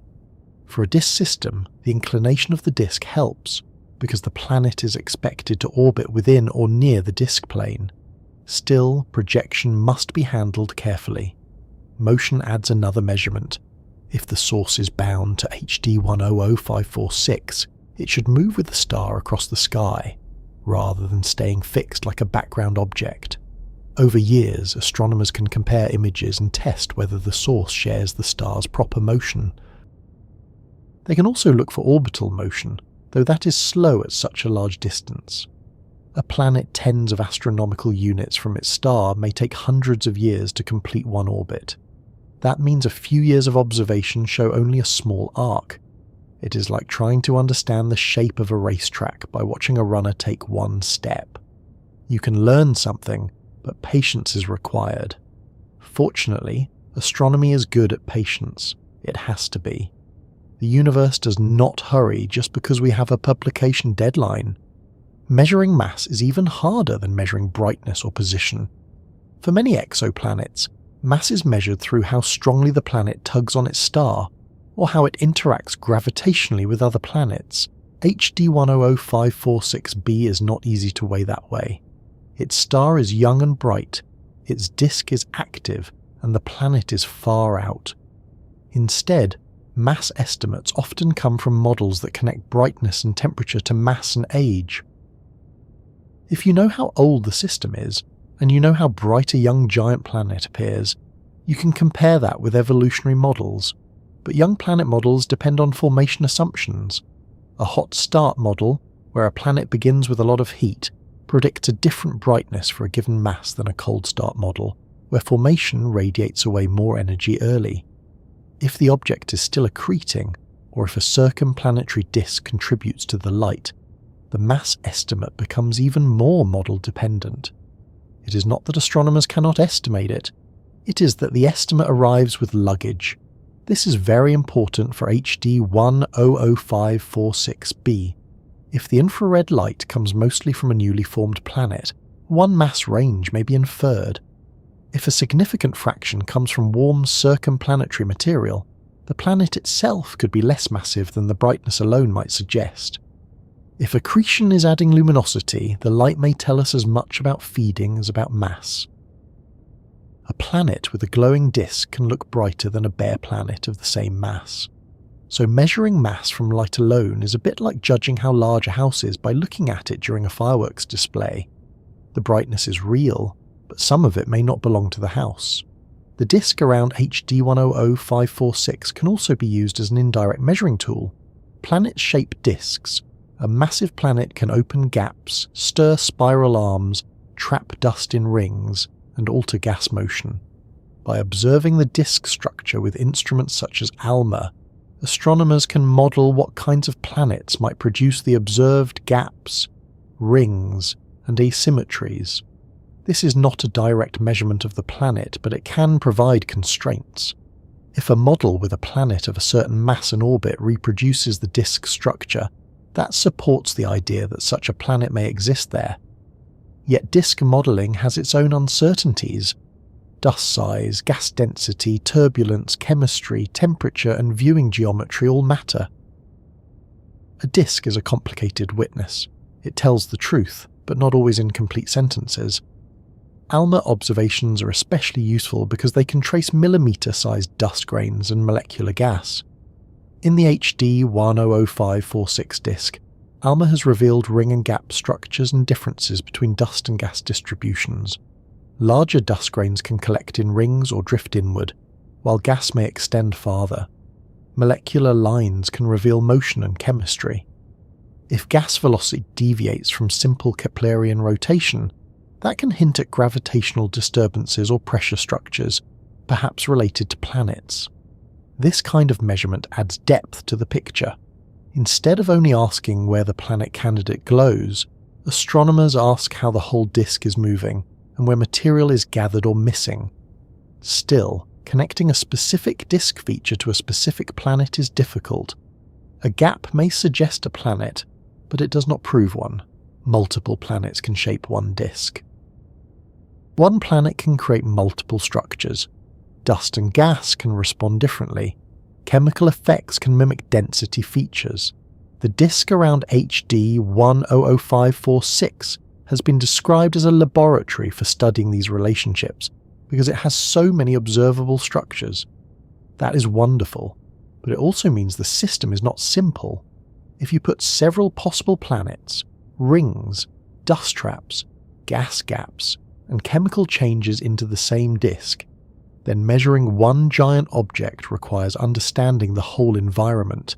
It is less like weighing an apple, and more like weighing an apple while it is still attached to a tree in a moving orchard during a foggy morning. There is another layer called the point spread function, or PSF. Every telescope turns a point of light into a small pattern, because optics and diffraction spread the light out. A perfect point source does not appear as a perfect mathematical point in the image. It appears as a central peak with surrounding structure.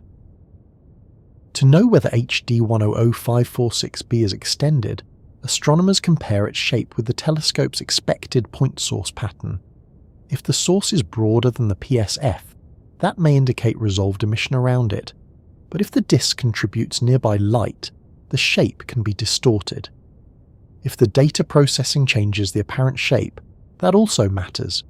So even deciding whether the source is compact or extended requires careful comparison. When a study says the source may include a point source plus extended emission, that phrase carries a lot of meaning.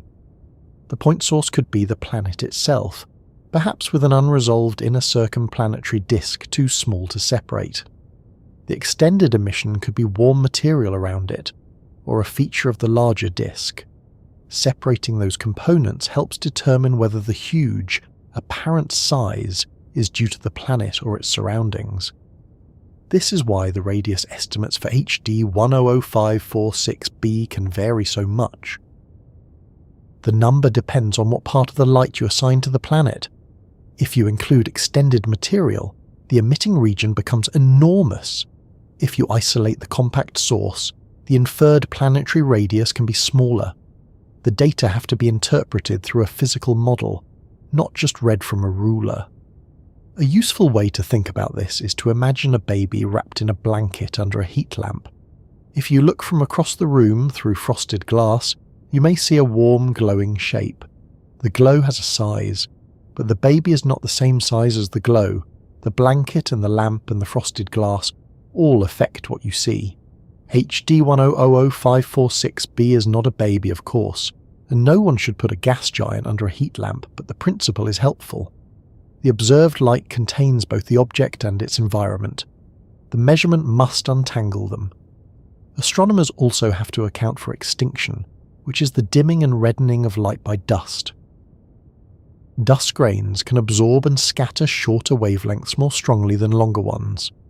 If light from the planet or its surrounding material passes through dusty regions of the disk, its brightness and colour can change before it reaches us. That affects temperature estimates and luminosity estimates. A source may look redder because it is cooler, or because dust has filtered its light, or both. In a planet-forming disk, dust is not a minor inconvenience. It is one of the main characters. The star's own properties matter too. To model the disk and the planet candidate, astronomers need estimates for the star's mass, age, temperature, luminosity, and distance. The star's age is especially important for planet mass estimates based on cooling models. A young giant planet of a given mass is brighter than an older one. If the system is younger than assumed, a lower mass planet might produce the observed brightness. If it is older, a higher mass may be needed. Young stellar ages are not always exact. They are estimated through stellar evolution models, spectra, luminosity, and other indicators. So the uncertainty in the star feeds into the uncertainty in the planet. This may sound like a long list of complications, and it is. But this is not a failure of measurement. It is the honest shape of the problem. Measuring a young protoplanet is difficult because the universe has arranged the situation in a physically interesting way, not in a convenient way. If HD 100546b were fully grown, isolated and orbiting against a dark background, it would be easier to measure. But then we would lose the chance to study the formation environment. The dust and starlight that hide the planet are the same dust and starlight that make the system important. The obstacle is also the evidence. That is why different instruments contribute different pieces. VLT and Gemini high contrast imaging can search for faint infrared sources near the star. Polarimetric imaging can trace scattered light from the disk. ALMA can map coal dust and molecular gas at longer wavelengths. Spectroscopy can examine the light in more detail, looking for features that reveal temperature, composition, or accretion. No single instrument gives the whole answer. Each one sees a different layer of the system. Together they create something closer to a three-dimensional understanding, though still incomplete. It is a bit like listening to an orchestra by standing in different parts of the hall. Near the strings you hear one balance, near the brass another, from the balcony another. The whole piece only emerges when the views are combined. Future observations may sharpen the picture further. More sensitive high-contrast imaging could better separate the compact source from surrounding disk emission. Longer time baselines could reveal orbital motion more clearly. Better spectroscopy could test whether the source is accreting. ALMA and future facilities could trace gas disturbances linked to planet-disk interaction. The James Webb Space Telescope may also contribute at infrared wavelengths, though observing a bright star with a structured disk remains challenging.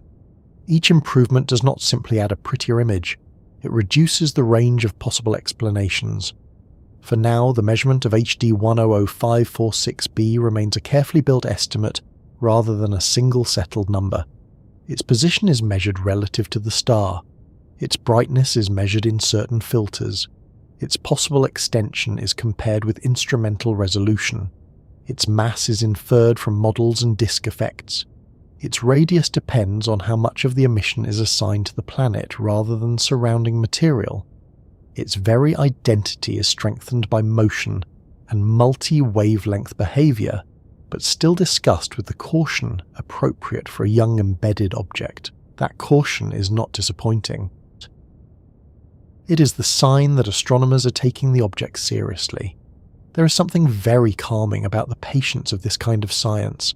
No one can rush HD 100546b around its orbit. No one can sweep away the disk to get a cleaner view. No one can walk up to it with a measuring tape and ask it to hold still.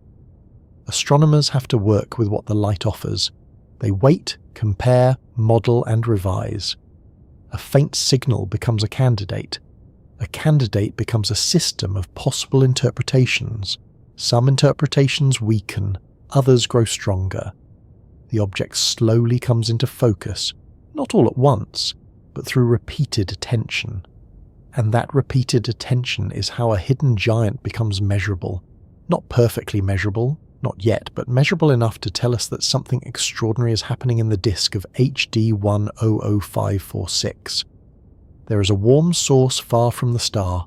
It appears connected to the system rather than a background object. It may include a forming giant planet and surrounding material. It lies in a disk whose rings, gaps and asymmetries suggest active planet formation. Its apparent size is entangled with dust and heat. Its mass is entangled with models and youth. Its light is entangled with the very environment that may be feeding it.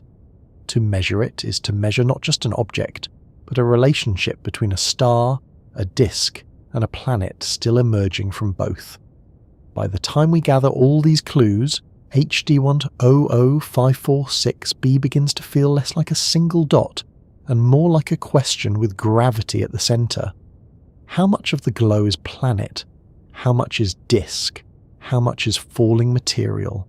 How much is the telescope's view of a structure that is still forming? These questions do not make the giant vanish. They make it more real, because real young planets are not simple. They are born inside complicated systems, hidden by the same material that builds them. And once that becomes clear, the next uncertainty comes naturally. Because if the measurement depends so strongly on what we count as the planet, and what we count as its surroundings, then we have to ask something even more basic. Are we looking at a planet, a disk, or a strange mixture of both? By this point, HD 100546b has started to behave less like a simple object, and more like a test of how carefully we use words. Planet sounds clear enough, disk sounds clear enough too. A planet is a body that orbits a star. A disk is a spread of material around a star or planet. Most of the time, those two things feel easy to keep apart. Jupiter is a planet. Saturn's rings are a disk-like structure. The dust around a young star is a disk. Done. Nice and tidy. We could close the notebook and go make tea. But HD 100546b is not interested in making our notebook tidy. It sits inside a young system where the planet, the disk around the star, and perhaps a smaller disk around the planet all overlap in the same observations. And when things overlap, the labels begin to wobble. This is one reason the object is so useful. It forces us to ask what we actually mean when we say we have found a planet still being born. If the planet is hidden inside surrounding material, do we count only the compact centre? Do we include the warm gas falling onto it? Do we include the circumplanetary disk that may be feeding it? What if most of the light we detect comes from that surrounding disk rather than the planet's atmosphere? Is the object still a planet? Very likely if a planet is sitting at the centre of the process. But the thing in the telescope image may not be the planet alone. It may be the planet plus its immediate environment. That is not a small distinction. It changes how we estimate the size, the mass, the temperature, and even the confidence of the detection. A good everyday comparison is a campfire seen through smoke. If you stand far away at night, you may see a bright orange glow. You know there is a fire in there somewhere, but the shape of the glow is not the shape of the logs. It includes smoke, sparks, heated air, and light scattered through the haze. If someone asked how wide the fire was, you would first have to decide whether you meant the burning wood, the flames, or the whole glowing, smoky region. None of those answers would be meaningless, but they would not be the same answer. HD 100546b gives astronomers a similar problem. Only the campfire is a forming giant planet. The smoke is gas and dust, and the whole thing is orbiting a young star hundreds of light years away. The most straightforward possibility is that HD 100546b is a giant planet, still hot and still forming, and that the compact infrared source marks the planet itself. In that view, the disk around the star is the birthplace, and the planet is the growing body inside it. This interpretation fits the broad story of a young star with a structured protoplanetary disk and a warm source at a wide separation. Young giant planets are expected to glow in infrared light because they have not yet cooled. They may also be bright if they are still accreting gas, so a faint infrared source in a disk is exactly the sort of thing astronomers would hope to find if they were trying to catch gas giant formation in progress. Yet the second possibility arrives almost immediately. The source may not be only the planet, it may include a circumplanetary disk. That smaller disk is not a side detail. It could be central to what the telescope sees. Material falling toward a young giant planet does not necessarily land directly on it. Because that material has angular momentum, it can orbit the planet first, flattening into a disk. From there, gas may spiral inward, feeding the planet over time. Dust may collect. Heat may be produced as material falls. One day, if the conditions are right, moons may form in that disk. Around young Jupiter, something like this may have happened long ago, eventually leading to the formation of its large moons. Around HD 100546b, if a circumplanetary disk exists, we may be seeing a similar stage while it is still active. That would mean HD 100546b is not just a planet, but a small system inside a larger system. The star has a disk. The planet may have a disk. The star's disk feeds the planet's disk. The planet's disk feeds the planet. Later, the planet's disk may build moons. It is a set of nested construction zones, each one shaped by gravity and rotation. This is not an exotic idea invented just to explain one awkward observation. It is a natural part of how massive planets are expected to grow. The difficulty is not imagining the circumplanetary disk. The difficulty is proving its presence and separating its light from everything else.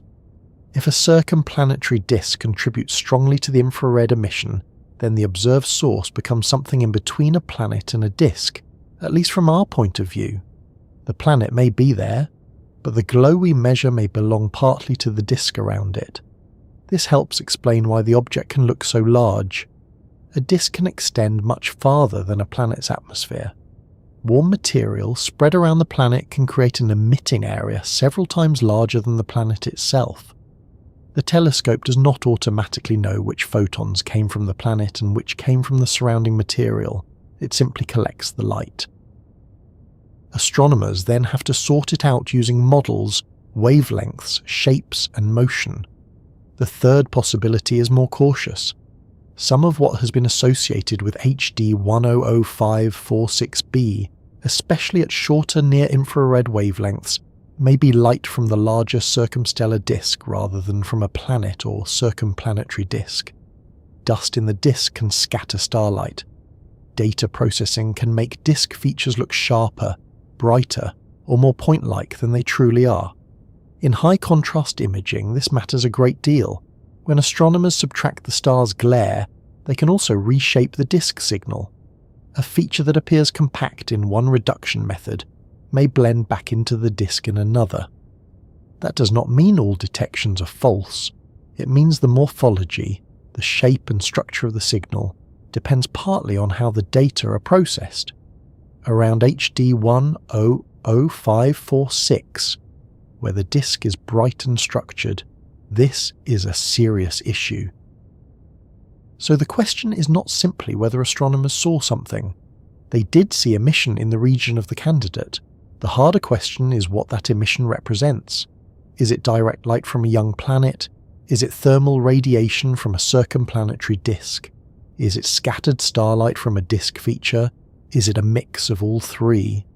This is where the object becomes scientifically rich rather than simply confusing. Each answer would teach us something different. A bare protoplanet would tell us about young giant planet atmospheres. A planet plus circumplanetary disk would tell us about accretion and moon-forming environments. A disk feature mistaken for a planet would teach us how dangerous disk structures can be when searching for embedded planets. In every case, RHD 100546 is useful. Still, the planet interpretation has not disappeared. The source was detected in thermal infrared wavelengths, where warm-forming material is expected to glow. Multi-wavelength observations found it at longer infrared bands and not clearly at some shorter ones, which can be consistent with a cool, dusty, embedded object. Its movement with the star helped reject the idea that it was simply a background star. The location within the disk also makes a planet interpretation physically plausible. At the same time, later observations made the picture more complicated by showing that some near-infrared emission may behave like scattered light from the disk. This is not a clean contradiction so much as a reminder that different wavelengths may be showing different components. The thermal infrared source may trace the forming planet system. The shorter wavelength signal may include or even be dominated by disk-scattered light. Same region, different kind of light, different physical meaning. That is why the phrase planet, disk, or something in between is not just a dramatic way to speak, it is close to the actual measurement problem. A forming planet is not isolated from its disk. A disk feature can be caused by a planet. A circumplanetary disk can be part of the planet's formation but not the planet's body. The categories touch each other. Mature planetary systems hide this mess because the formation material is mostly gone. Our solar system today gives us the cleaned up version. There are planets, moons, rings, asteroids, and comets. The original gas disk is gone. The boundaries look clearer. In a system like HD 100546, those boundaries are still being drawn. The word protoplanet is helpful here. It means a planet in formation, not necessarily a finished planet. A protoplanet can still be gathering mass. It can still be embedded in the disk. It can still have surrounding gas and dust. It may not have the clean appearance of an older planet.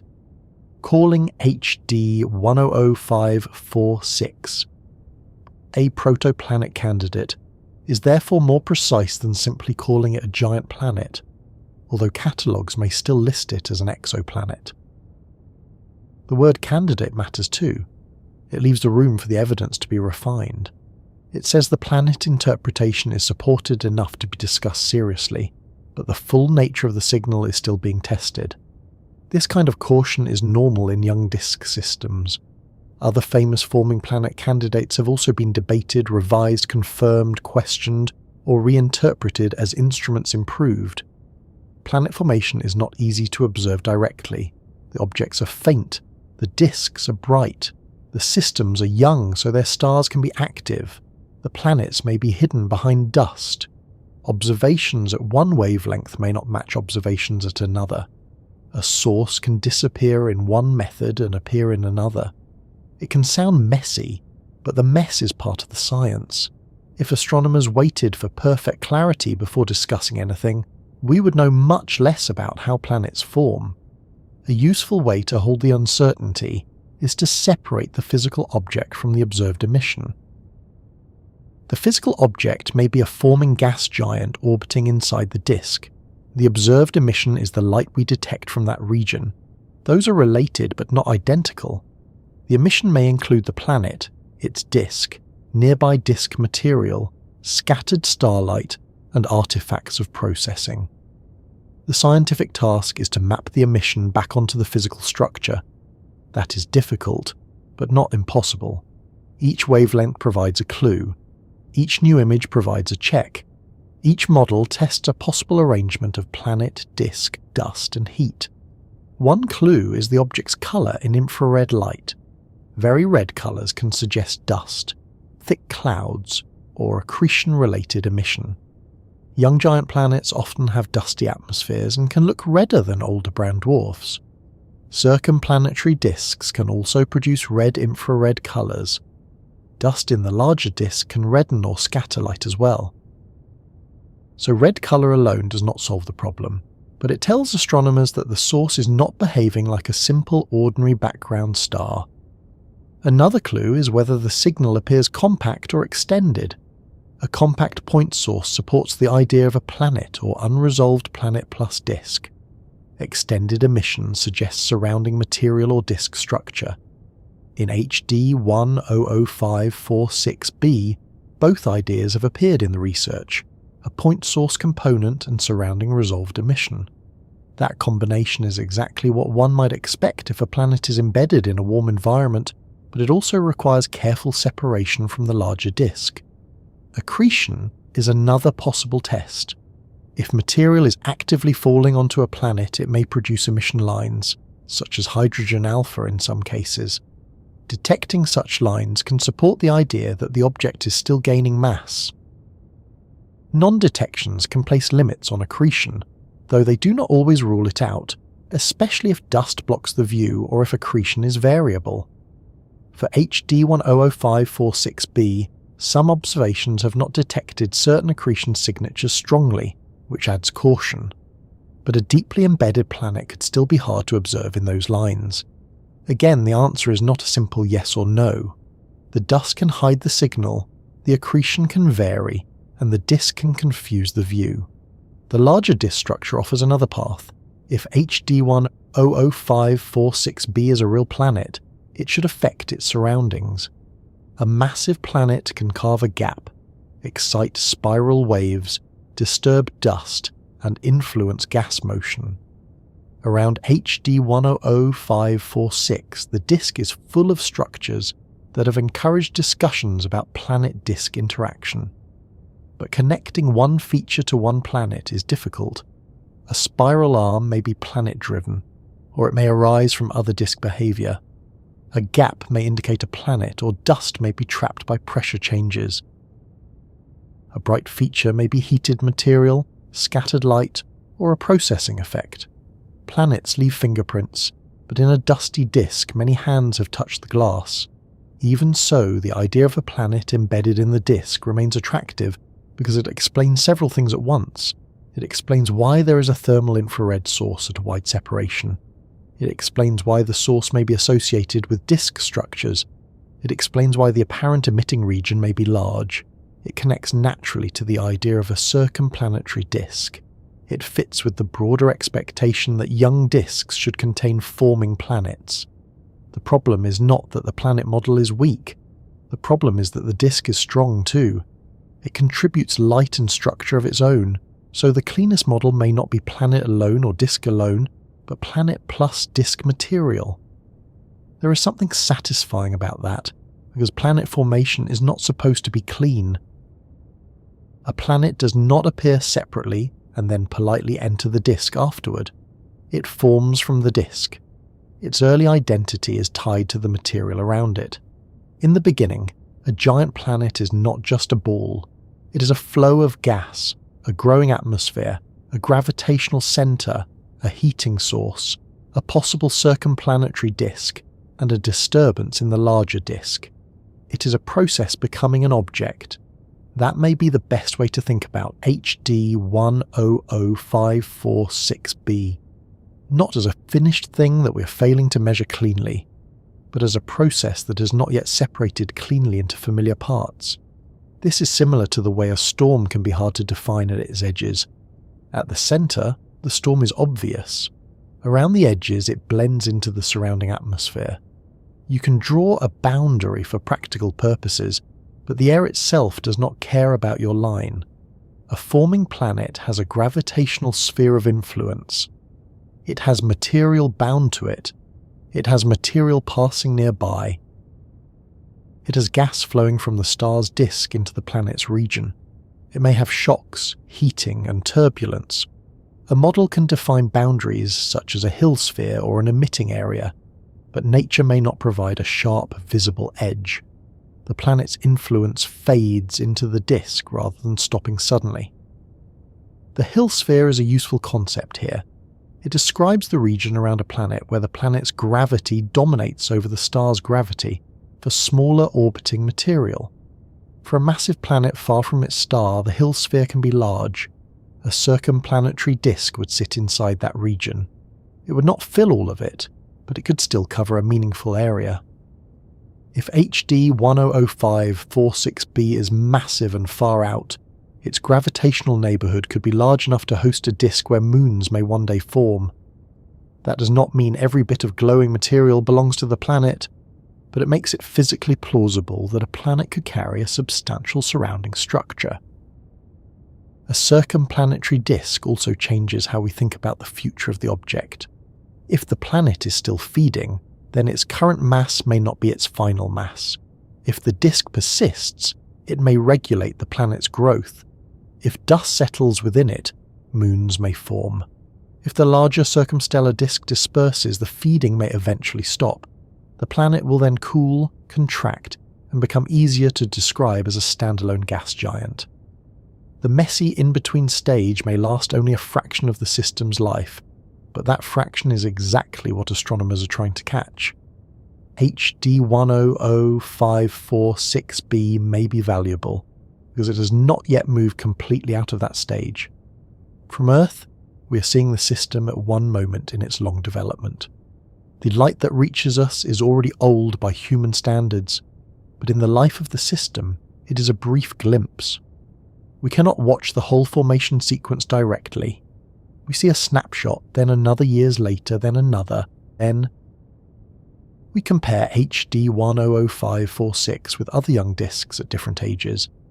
We build a timeline from many systems, like arranging photographs of different children to understand how a person grows. It is not perfect because each system is different, but it is the best way to study processes that take millions of years. This is why HD 100546b has to be discussed with both wonder and restraint. Wonder, because we may be seeing a giant planet in the act of forming. Restraint, because the signal is blended with disk material, and some observations are open to different interpretations.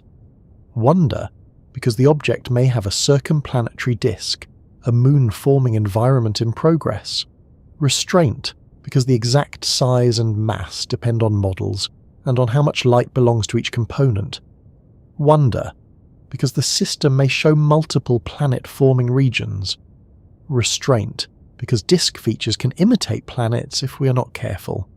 Science works best when both moods are allowed in the room. One keeps us looking, the other keeps us honest. So, is HD 100546 B a planet, a disk, or something in between? The best careful answer is that it is likely tied to a forming planet system, but what we observe may be more than the planet itself. It may be a young giant planet plus circumplanetary material, seen through and beside the larger disk around its star. Some observed light at certain wavelengths may come from disk-scattered starlight. Some may come from warm thermal emission associated with the protoplanet. The full picture is not one object with a clean outline, but a layered system where planet and disk are still physically connected. That answer may feel less simple than a headline, but it is closer to how planets are actually born. A giant world does not begin as a finished sphere floating in darkness. It begins as a growing centre inside a moving disk. It pulls material inward. It heats its surroundings. It may grow its own disk. It may carve structures in the larger disk. It may be hidden by the same material that feeds it. For a while, it is not easy to say where the disk ends and the planet begins, because the planet is still emerging from the disk. HD 100546b sits in that fascinating middle stage, and that middle stage may be exactly where the most important clues are. Everything enormous in a planetary system begins in a way that seems almost too small to matter. Before there is a Jupiter, before there is a Saturn, before there is a giant world like HD 100546b glowing inside a young disk, there is dust. Not dust in the ordinary household sense, although that would be a slightly funny way to imagine a planet starting out, as if someone forgot to vacuum the early solar system. This dust is made of tiny solid grains, bits of minerals, metals, carbon-rich material, ice in the colder regions, and other ingredients left over after a young star forms. Each grain may be smaller than a speck you could see floating in a beam of sunlight. On its own, one grain is not a planet. It is barely a beginning. But in a protoplanetary disk, where trillions upon trillions of grains orbit the same young star, tiny things can begin to matter.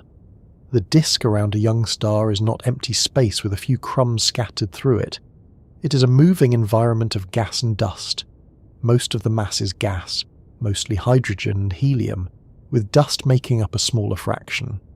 But that small fraction of dust is important because it contains the solid material that can eventually become rocky cores, moons, asteroids, comets, and the heavy element centers of giant planets.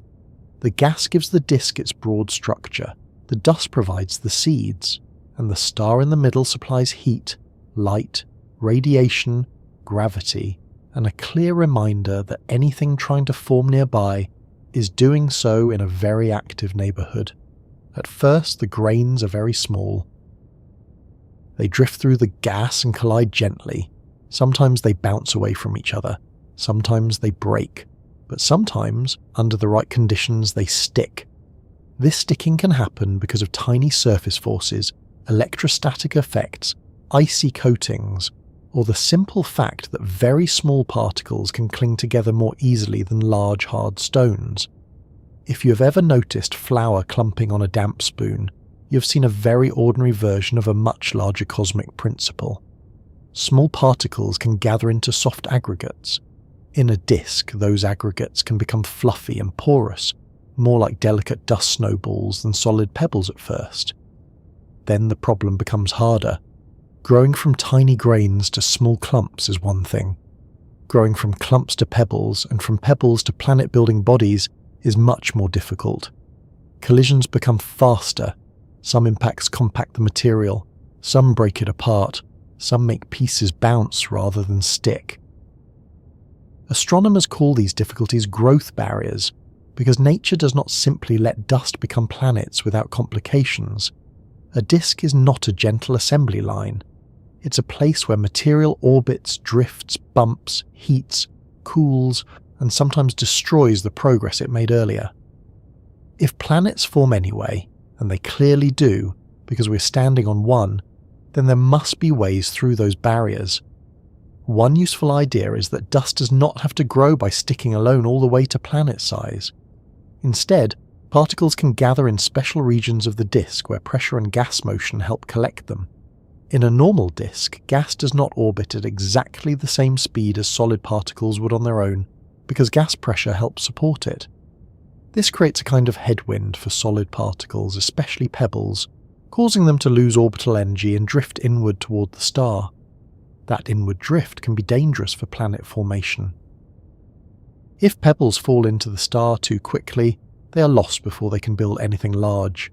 It is the cosmic version of trying to make a cake while the ingredients keep sliding off the counter. But disks can contain pressure bumps, rings, and traps where drifting particles slow down and collect. In those places, dust and pebbles can become concentrated enough for gravity and other instabilities to help them form larger bodies.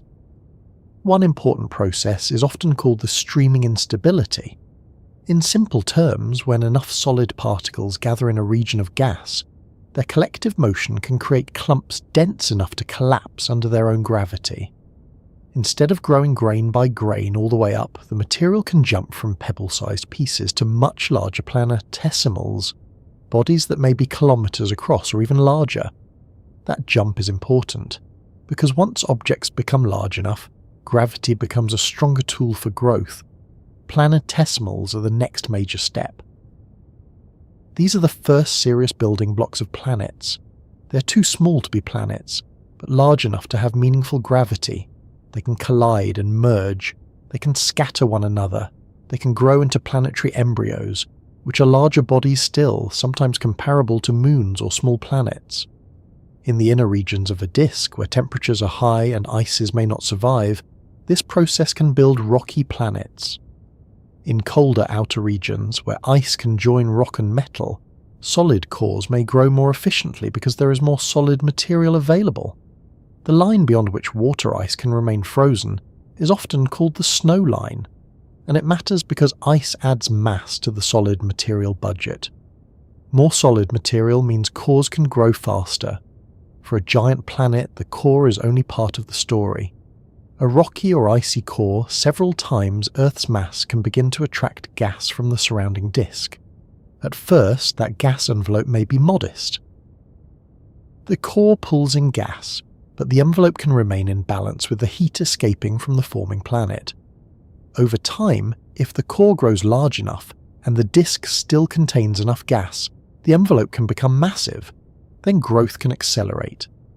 The planet begins runaway gas accretion, gathering hydrogen and helium rapidly from the disk.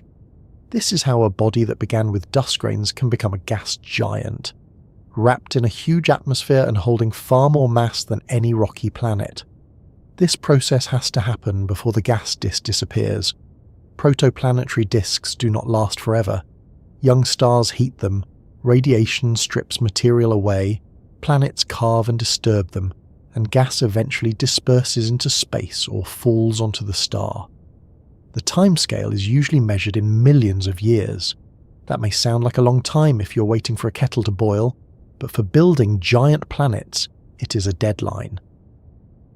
If a core does not grow large enough before the gas is gone, it may never become a Jupiter-like world.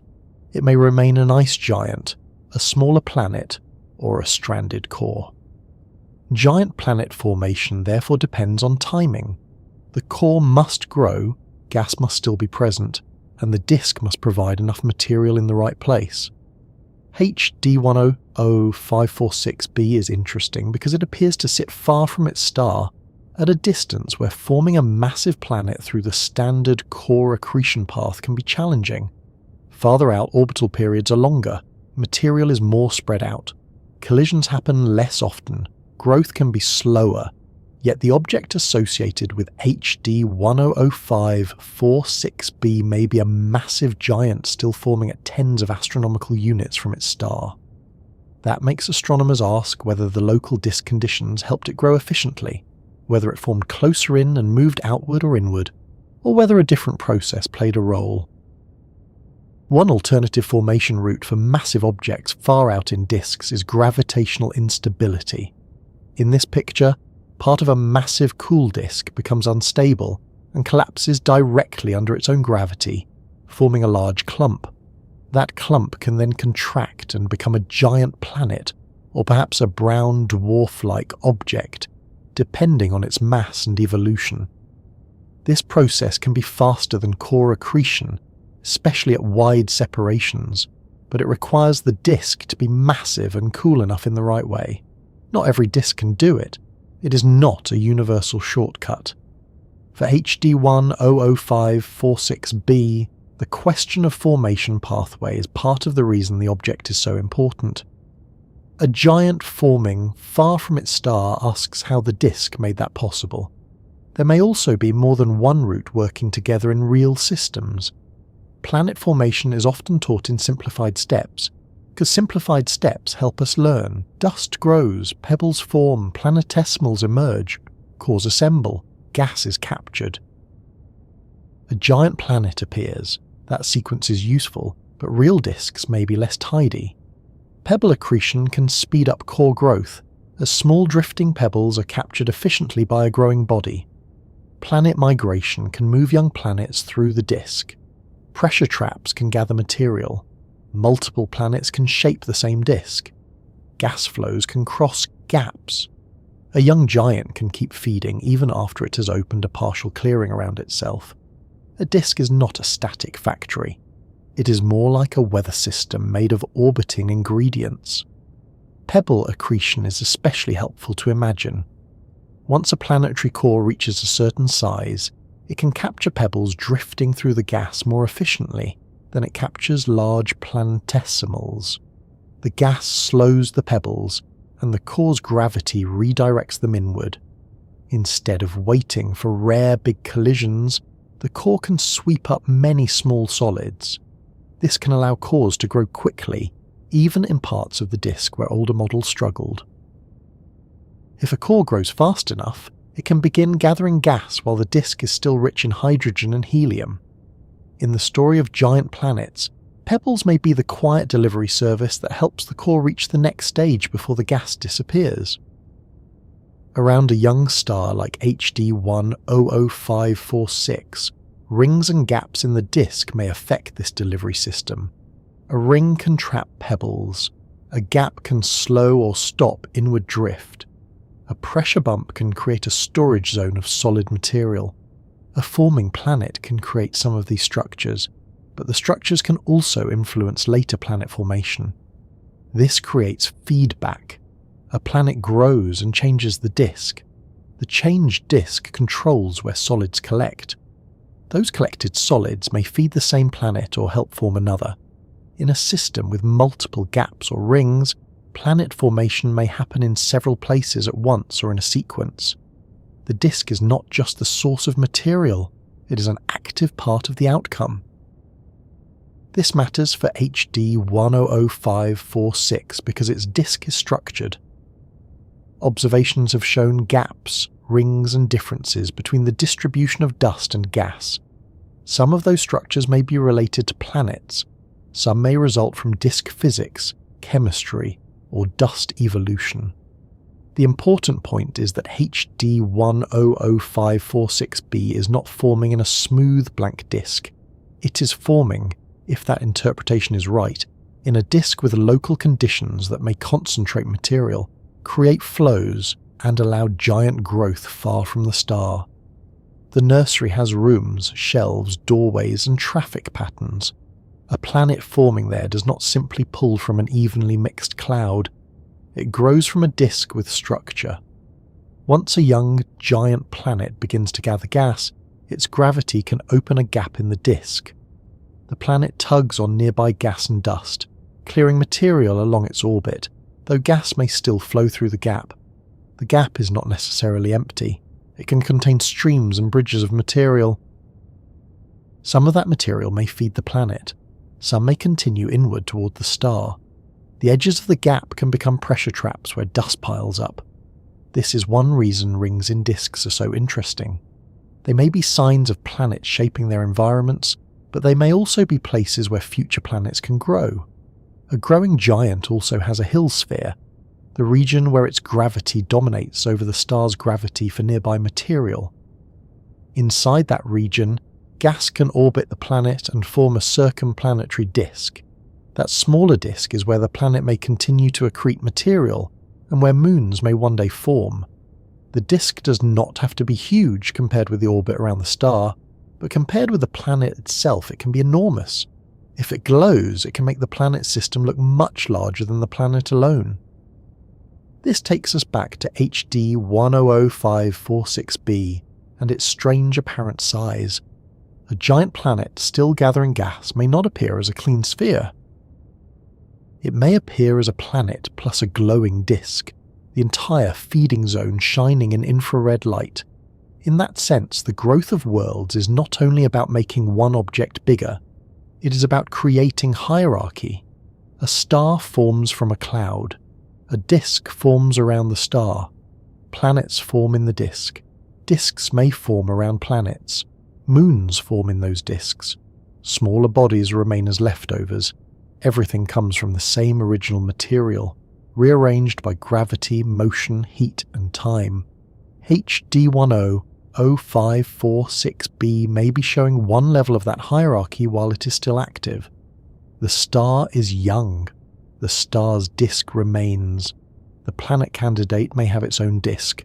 The system has not yet cleaned up the evidence. There is another quiet lesson here. Planets are not built only by addition. They are also shaped by loss. Dust grains can drift into the star. Gas can escape. Collisions can break bodies apart. Radiation can erode material. A growing giant can scatter nearby planetesimals away, or throw them into new orbits. Some material becomes part of the planet. Some becomes moons. Some is pushed into rings. Some is lost forever. Formation is selective. The planet we eventually see is the result of what was gathered and what was missed. Every finished world is a record of both accumulation and escape. For gas giants, heat is also part of the record. A forming planet releases gravitational energy as material falls inward. That energy can heat the planet and its surroundings. The young planet glows brighter than it will later. Over time, as accretion slows and the planet cools, the glow fades. This is why young giant planets are easier to image directly than old ones. They are still warm from formation. HD 100546b may be visible, partly because it is in this glowing stage. If we were looking billions of years later, it might be much harder to detect. The moment we are studying is temporary, which makes it valuable. The growth process can also help explain why young planets can look inflated. Gas under heat expands. A planet that is still hot from formation can have a larger radius than it will after it cools. A surrounding disk or envelope can add to the apparent size. Accretion can add luminosity. So a young giant may appear oversized not because it violates physics, but because it has not finished settling. It is not yet the compact object it may become. HD 100546b, if we are seeing a planet plus warm formation material, may be less like a finished gas giant and more like a giant world caught while its edges are still being negotiated by heat and gravity. This is different from how we usually imagine planets. We tend to picture them as finished spheres, each one with a clear size and orbit. That makes sense for mature systems. It is how our solar system looks now. But if we could travel back more than 4 billion years, the early solar system would have looked much less orderly. The young sun would have been surrounded by gas and dust. The giant planets would have been forming or moving. Smaller bodies would have been colliding constantly. Moons would have been assembling. The stable family portrait came later. First came the disk. So when we look at HD 100546b, we may be seeing a stage that our own system passed through and then erased. The gas disk around the young sun is gone. Jupiter's formation environment is gone. The circumplanetary disk that may have formed Jupiter's moons is gone. We infer it from what remains, but around HD 100546, part of that kind of environment still exists. It is not our solar system's past exactly, because the star is different, the disk is different, and the object may be more extreme. Still, it gives us a living comparison. Not living in a biological sense, but active, evolving, unfinished.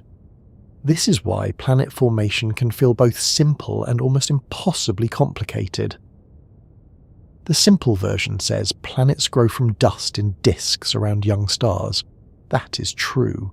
The complicated version asks how tiny grains survive collisions, how pebbles avoid falling into the star, how planetesimals form quickly enough, how cores gather gas before the disk disperses, how giant planets form at wide separations, how disks create rings and gaps, how planets migrate, and how a young giant separates from the material that made it. That is also true.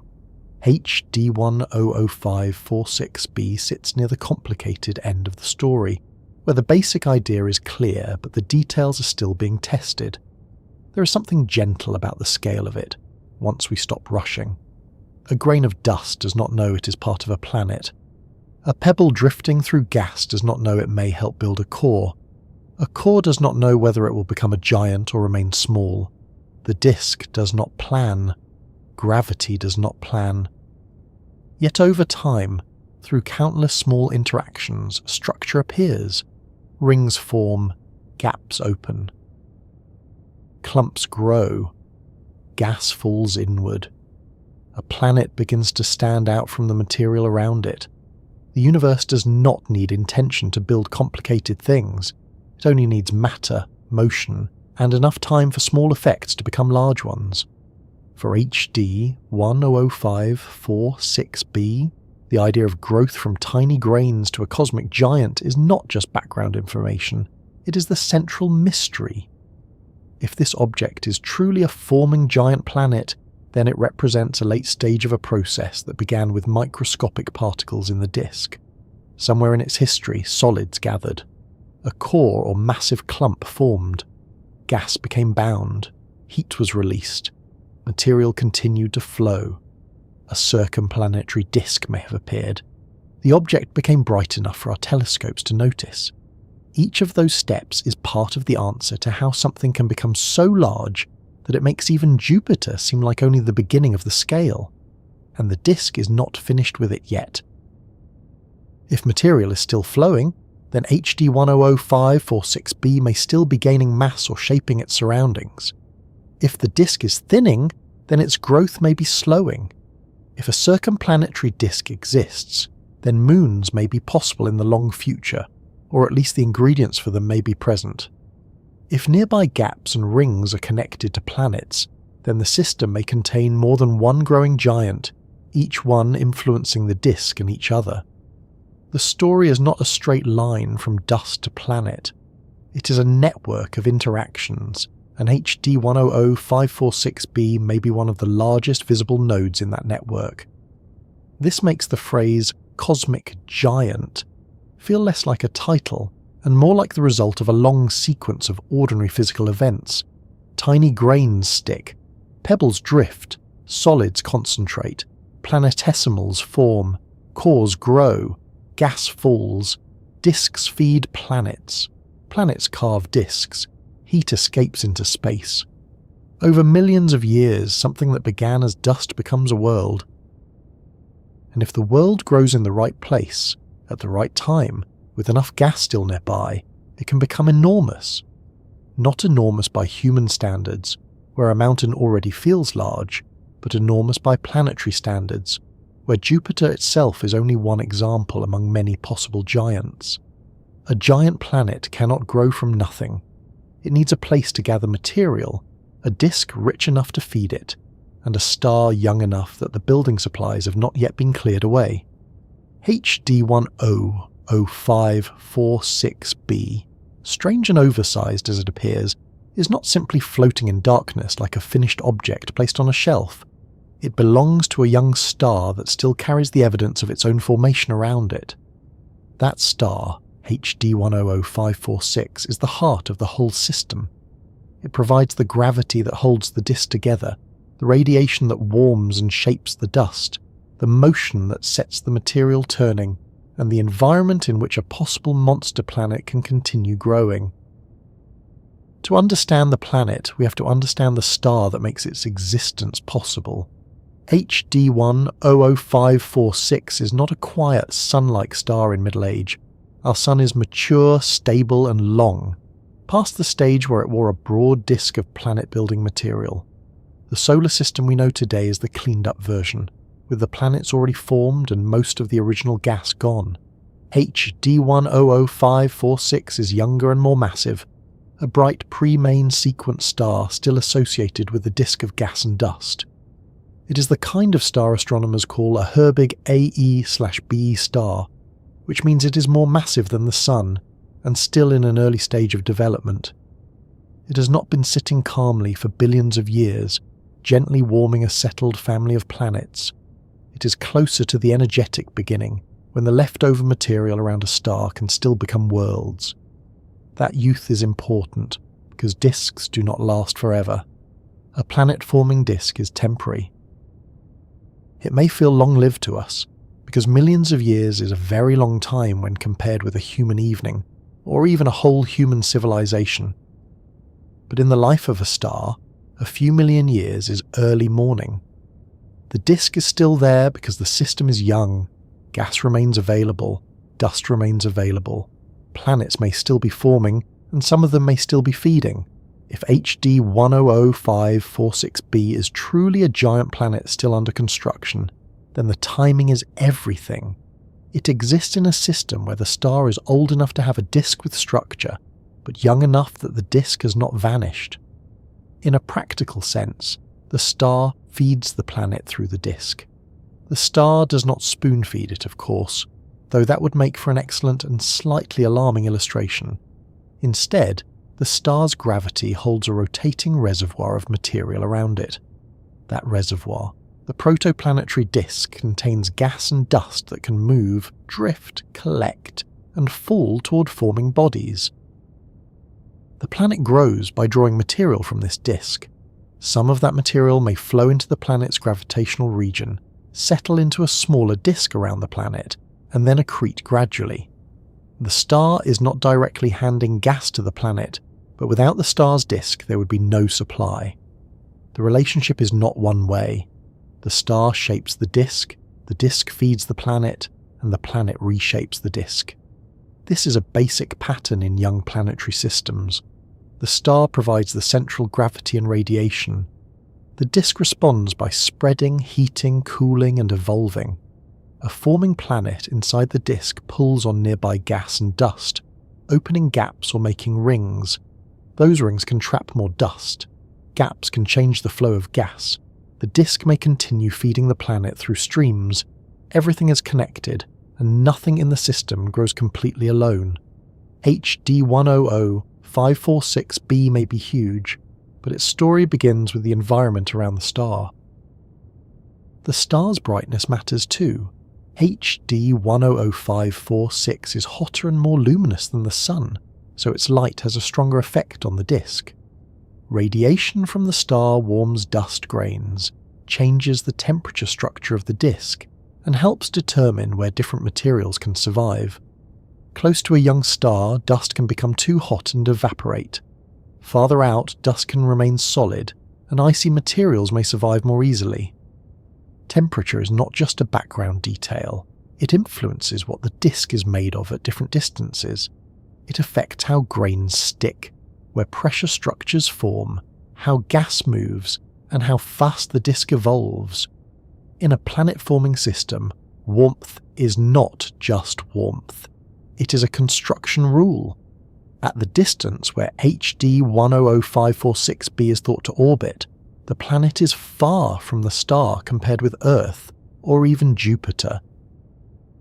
NASA's catalogue places it at about 53 astronomical units, which is far beyond Jupiter's 5.2 astronomical units from the Sun, and even beyond Neptune's orbit in our own system. At such distances, a planet takes a long time to circle its star. HD 100546b is listed with an orbital period of about 249 years. That means 1 year for this object would last longer than entire human lifetimes. If you were waiting for its birthday party to come around again, you would need several generations and a very durable cake. That wide orbit creates a formation puzzle. Far from the star, material in the disk is more spread out, and orbital motion is slower. Building a giant planet there can be harder than building one closer in, where material is denser and collisions happen more often. Yet the disk around HD 100546 is not simple. It has structure, and that structure may help explain how such a giant could grow. ALMA observations have shown that the gas and dust in the system do not behave as one smooth sheet. The gas disk can extend far outward, while dust of certain sizes may be more compact or collected into rings. Rings and gaps suggest that material is being sorted, trapped, and perhaps shaped by companions. These are exactly the kinds of features that can matter when a planet is trying to grow. A young star's disk is not like a flat dinner plate, even though diagrams often make it look that way. It has vertical thickness. It has warmer surface layers and cooler mid-plane regions. It has gas moving at different heights. It may have turbulence, pressure bumps, spirals and shadows. Small dust grains can remain mixed with gas in the upper layers, where they scatter starlight. Larger grains tend to settle toward the mid-plane, where planet formation is more likely to happen. Over time, those larger grains can drift inward unless something traps them. A ring in the disk can act like a storage zone, gathering material that might otherwise be lost. For a forming planet, that kind of storage can be very important. In the HD 100546 system, studies have found evidence for compact rings, outer rings, and differences between gas and dust distributions. This matters because a planet is not only fed by the total amount of material in a disk, it is fed by where that material is and how easily it can reach the planet. If dust and gas are spread smoothly, growth may follow one path. If dust is trapped in rings and gas flows through gaps, growth may follow another. If a forming planet has already opened a gap, it may slow the supply of material but not stop it completely. Gas can still stream across gaps, and some of it can be captured by the planet. So a young giant can both block and receive material at the same time, which feels contradictory until you remember that disks are not solid walls, they are flowing systems. The star also influences how long the feeding can last. Young stars emit ultraviolet radiation, winds, and energetic particles.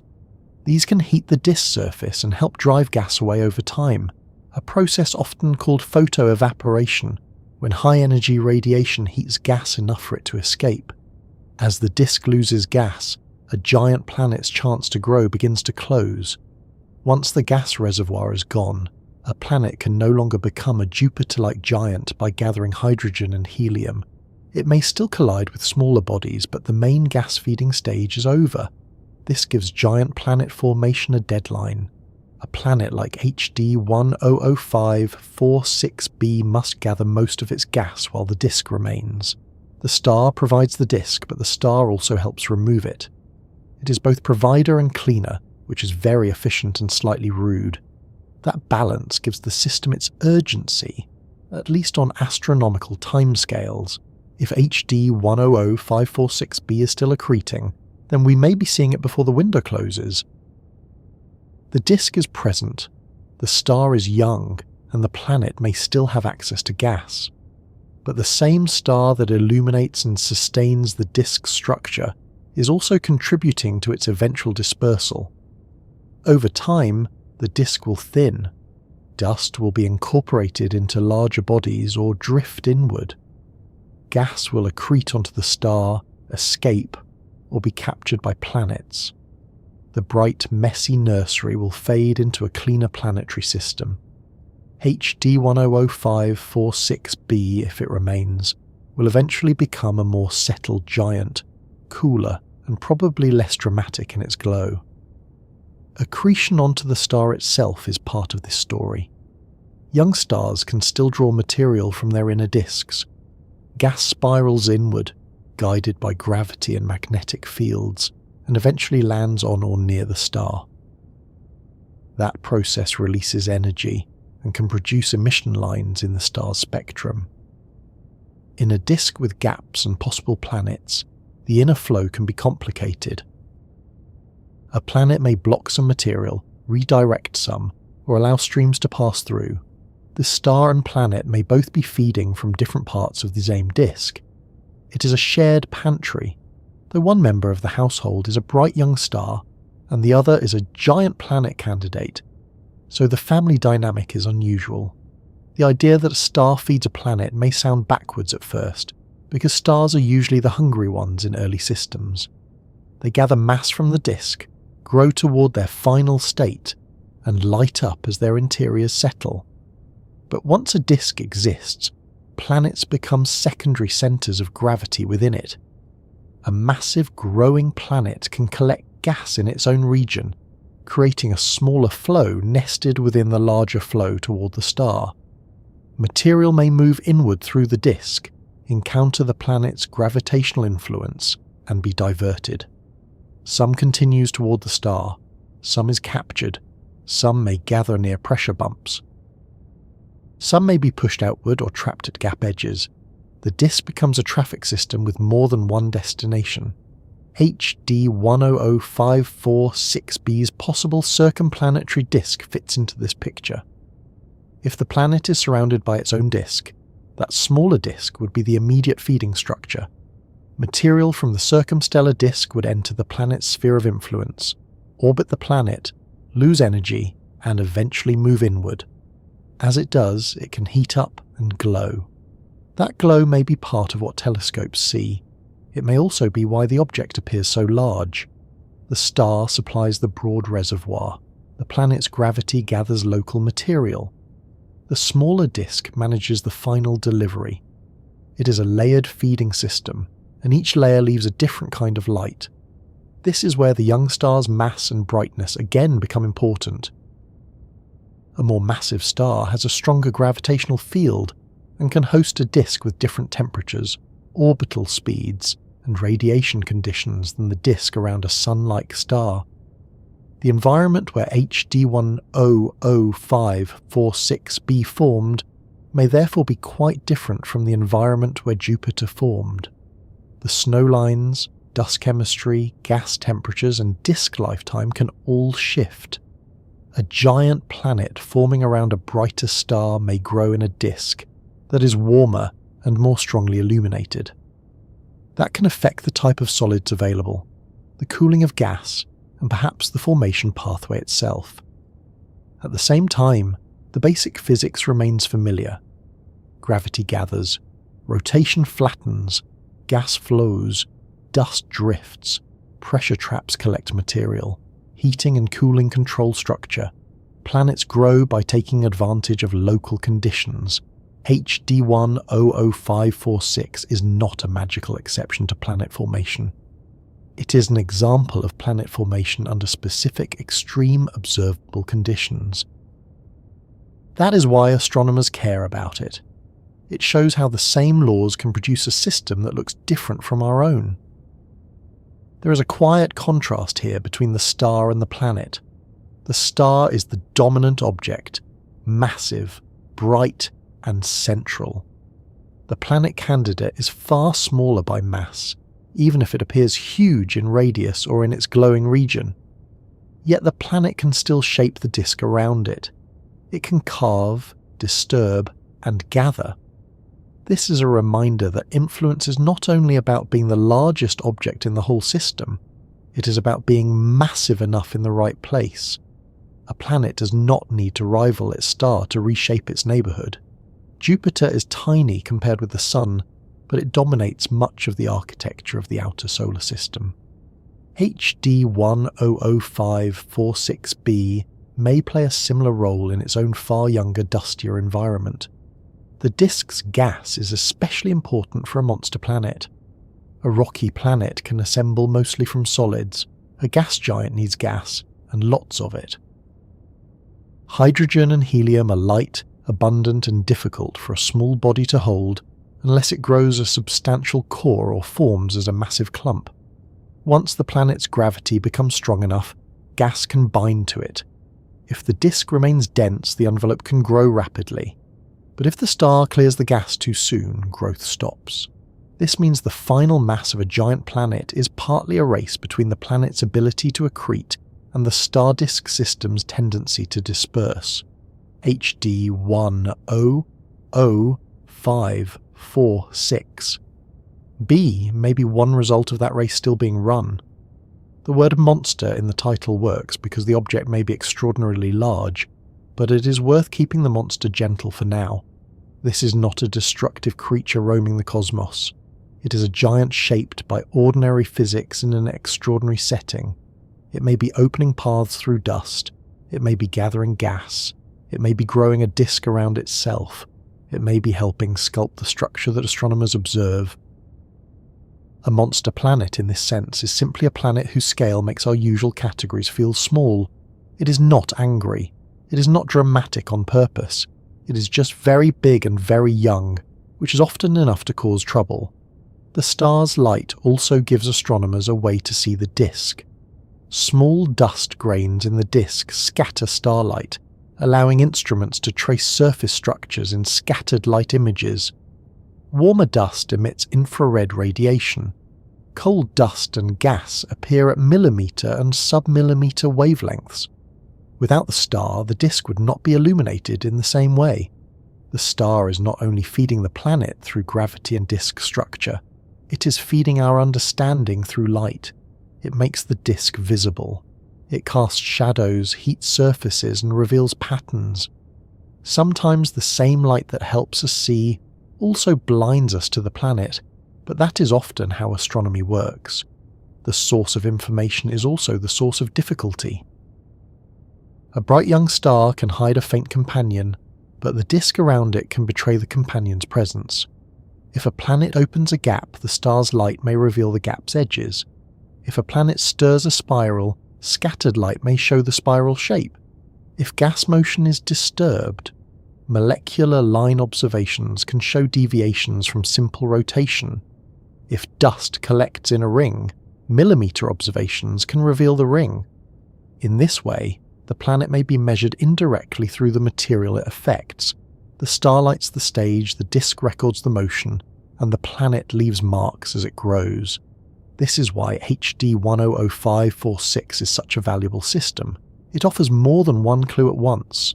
There is a young star, there is a structured disk, there is a directly imaged protoplanet candidate, there are gas and dust observations, there are gaps and rings that suggest active shaping, there are debates about what belongs to the planet and what belongs to the disk.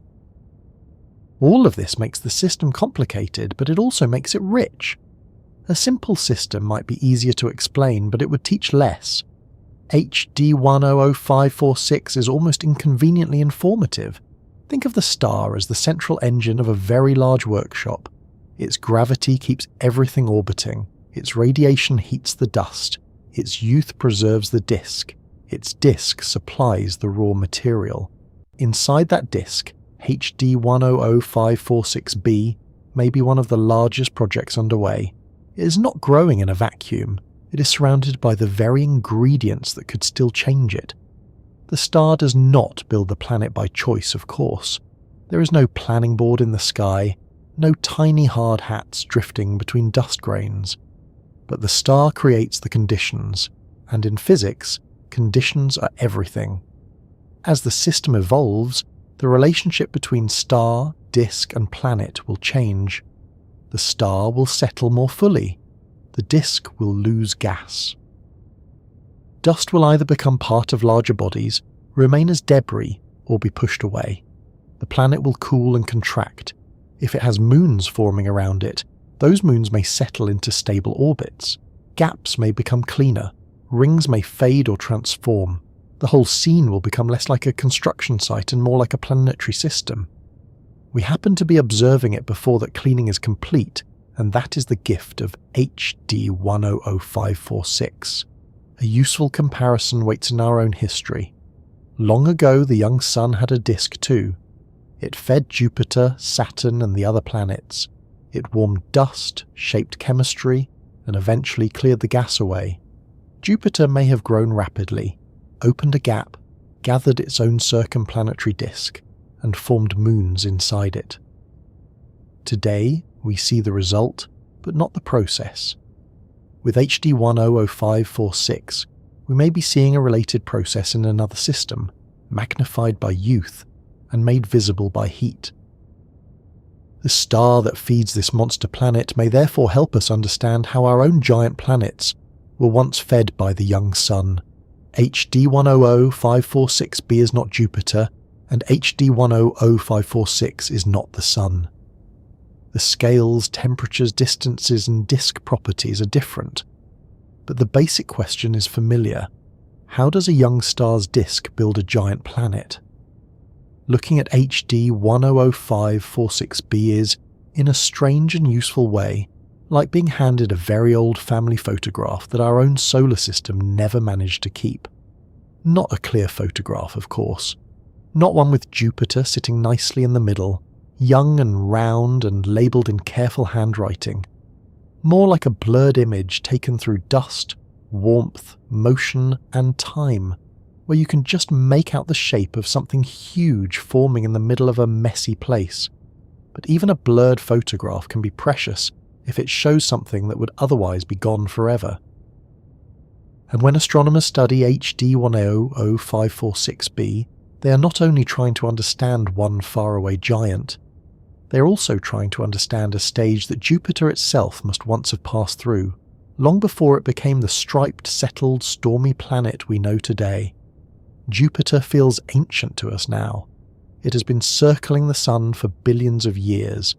Its cloud bands look permanent, even though they are always moving. Its great red spot has lasted for centuries, though it changes with time. Its moons travel around it in steady paths. It has become part of the familiar architecture of our solar system, the largest planet, the great gravitational anchor of the outer planets, the world that helps shape asteroid orbits, comet paths, and the broad structure of everything beyond Mars. But Jupiter was not always this mature giant. It was once a growing object inside the young sun's disk, surrounded by gas and dust, still gathering mass, still hot from formation, and perhaps still wrapped in a disk of its own. That early Jupiter is gone. Not the planet, of course, but the scene of its birth. The solar nebula has cleared, the gas has vanished, the dust has either been built into worlds, locked into smaller bodies, or scattered away. We cannot point a telescope at young Jupiter because young Jupiter existed more than 4.5 billion years ago. That is why systems like HD 100546 matter so much. They give us a present-day example of what a giant planet may look like while the disk is still there. It is not the same system as ours. HD 100546 is more massive and brighter than the Sun. Its disk has its own structure. Its possible giant planet sits far from the star, in a region that is not identical to Jupiter's birthplace, so we must not pretend that HD 100546b is simply Jupiter as a child. It is not a perfect match. It is more like a cousin in another household, born under different conditions, but still shaped by many of the same basic processes: gas, dust, gravity, heat, rotation, accretion, and time. Those ingredients are familiar, even when the recipe changes. One of the biggest lessons comes from the idea that Jupiter was once not cleanly separated from its surroundings. Today, Jupiter has a clear role. It is a planet. The Sun is the star. The moons are moons. The rings are faint rings. The asteroids are elsewhere. The categories seem firm. But during formation, Jupiter's boundary would have been harder to define. It may have had gas flowing toward it from the solar nebula. It likely had a circumplanetary disk, a smaller disk of material orbiting around it. That disk may have been the birthplace of the Galilean moons, Io, Europa, Ganymede, and Callisto. In other words, young Jupiter was probably not just a planet-shaped object sitting alone. It was a planet-forming centre inside the larger planet-forming disk around the Sun. HD 100546b helps us picture that.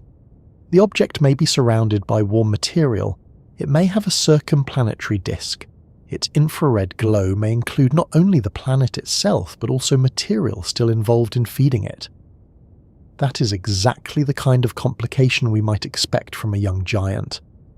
If we could somehow observe Jupiter during its own formation from hundreds of light years away, it might not have appeared as a crisp point either. It might have looked like a warm, dusty, extended source inside the solar nebula. Some of the light might have come from the planet. Some might have come from gas falling onto it. Some might have come from a disk where moons were beginning to gather. The Jupiter we know now is the finished sentence. HD 100546b may show us something closer to the first rough draft. The Galilean moons are especially important in this comparison. Io, Europa, Ganymede, and Callisto orbit Jupiter in a flat, orderly arrangement that suggests they formed from material orbiting Jupiter itself. They are not random captured objects in strange tilted paths. They look like the products of a disk. That idea has been around for a long time. Jupiter, while young, had its own mini-disk, and within that disk, solids collected into moons.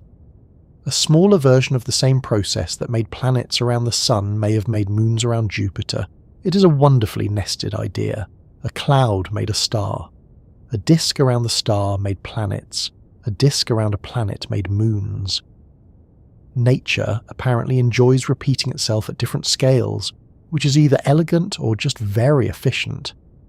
If HD 100546b has a circumplanetary disk, then it may be showing us the kind of environment where large moons can begin. We do not know whether moons are forming there right now. They would be far too small and hidden to detect directly with current observations. But the disk itself, if present, would be the relevant stage. It would contain gas and dust orbiting the planet, losing energy, settling, and perhaps building smaller bodies over time. This gives us a living analogy for Jupiter's early moon-forming environment. We cannot watch Europa being born, but we may be able to study a faraway giant planet while its own moon-making material is still warm. Jupiter's moons also tell us that the early environment around a giant planet was not uniform. Io is rocky and volcanic. Europa has an icy shell and likely an ocean beneath it. Ganymede is the largest moon in the solar system and has its own magnetic field. Callisto is heavily cratered and more distant, with a different history. Their differences suggest that temperature, distance from Jupiter, available material, and timing all mattered. In a circumplanetary disk, conditions would vary with distance from the planet, just as conditions vary with distance from a star in a circumstellar disk. Close in, it would be warmer. Farther out, ices could survive more easily. Material would orbit, collide, and grow in zones. Around HD 100546b, if a disk exists, similar gradients may be present, though we cannot resolve them in detail. The idea alone helps us understand that a giant planet is not just a world. During formation, it can be the centre of a small system. Another lesson concerns heat. Jupiter today still gives off more heat than it receives from the Sun because it continues to cool and contract slowly from its formation. That leftover heat is a faint memory of its beginning, but young Jupiter would have been much hotter and brighter in infrared light. Gas falling onto it would have released energy. Its atmosphere would have been extended and warm. Its surrounding disk may have glowed. Over time, as accretion slowed and the solar nebula dispersed, Jupiter cooled. Its radius settled. Its infrared brightness faded. The planet became harder to detect from afar. HD 100546b, by contrast, may still be in that bright young stage, which is why astronomers can see it at all. Its glow is not only a sign of size, it is a sign of youth. This helps explain why young planets can look so different from old planets. If you look only at mature Jupiter, you might think a gas giant has always been compact, striped, and stable. But if you catch a gas giant during formation, it may look inflated, dusty, and surrounded by material. It may not have a clear edge. It may still be fed by the disk. HD 100546b teaches us that the appearance of a planet depends strongly on when you observe it. A planet is not born looking like its adult form. That seems obvious when we say it that way, but in astronomy, where most planets are observed long after formation, it is easy to forget. Jupiter's mass also carries clues from childhood. It is massive enough to have become a gas giant, but not massive enough to become a brown dwarf or star-like object. It gathered a large envelope of hydrogen and helium from the solar nebula before that gas disappeared. That means its core, or central concentration of heavy material, must have grown quickly enough. For many years, scientists imagined Jupiter with a distinct solid core of rock and ice beneath its gas. More recent data from the Juno mission suggest the interior may be more complex, with heavy elements mixed through a fuzzy or diluted core region, rather than arranged as a simple neat ball. That does not erase the core accretion story, but it makes it richer. Jupiter may preserve evidence of violent growth, mixing, and perhaps giant impacts early in its history. HD 100546b cannot reveal Jupiter's core directly. It is too far away, too young, and too hidden for that. But it reminds us that giant planet interiors are shaped by formation, how gas falls in, how solids are accreted, how much heat is trapped, and how material mixes all affect the final interior. A young planet still forming may not have a settled structure. Its envelope may be evolving. Its accretion flow may affect its entropy, which is a measure related to heat and disorder. Hot start and cold start models of giant planet formation differ partly in how much heat is retained during formation. That heat affects brightness, radius, and long-term evolution. When astronomers struggle to interpret HD 100546b's light, they are touching the same issue in real time, how formation history becomes planetary structure. There is also the question of location. Jupiter orbits the Sun at about 5.2 astronomical units. HD 100546b appears much farther from its star, around 10 times that distance or more depending on how the orbit is interpreted. That difference matters because forming a giant planet far out can be harder. But it still teaches us something about Jupiter. It shows that giant planet formation is sensitive to disk conditions.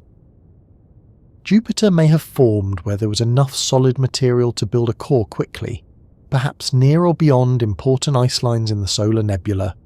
Its position helped determine how much material was available and what that material was made of.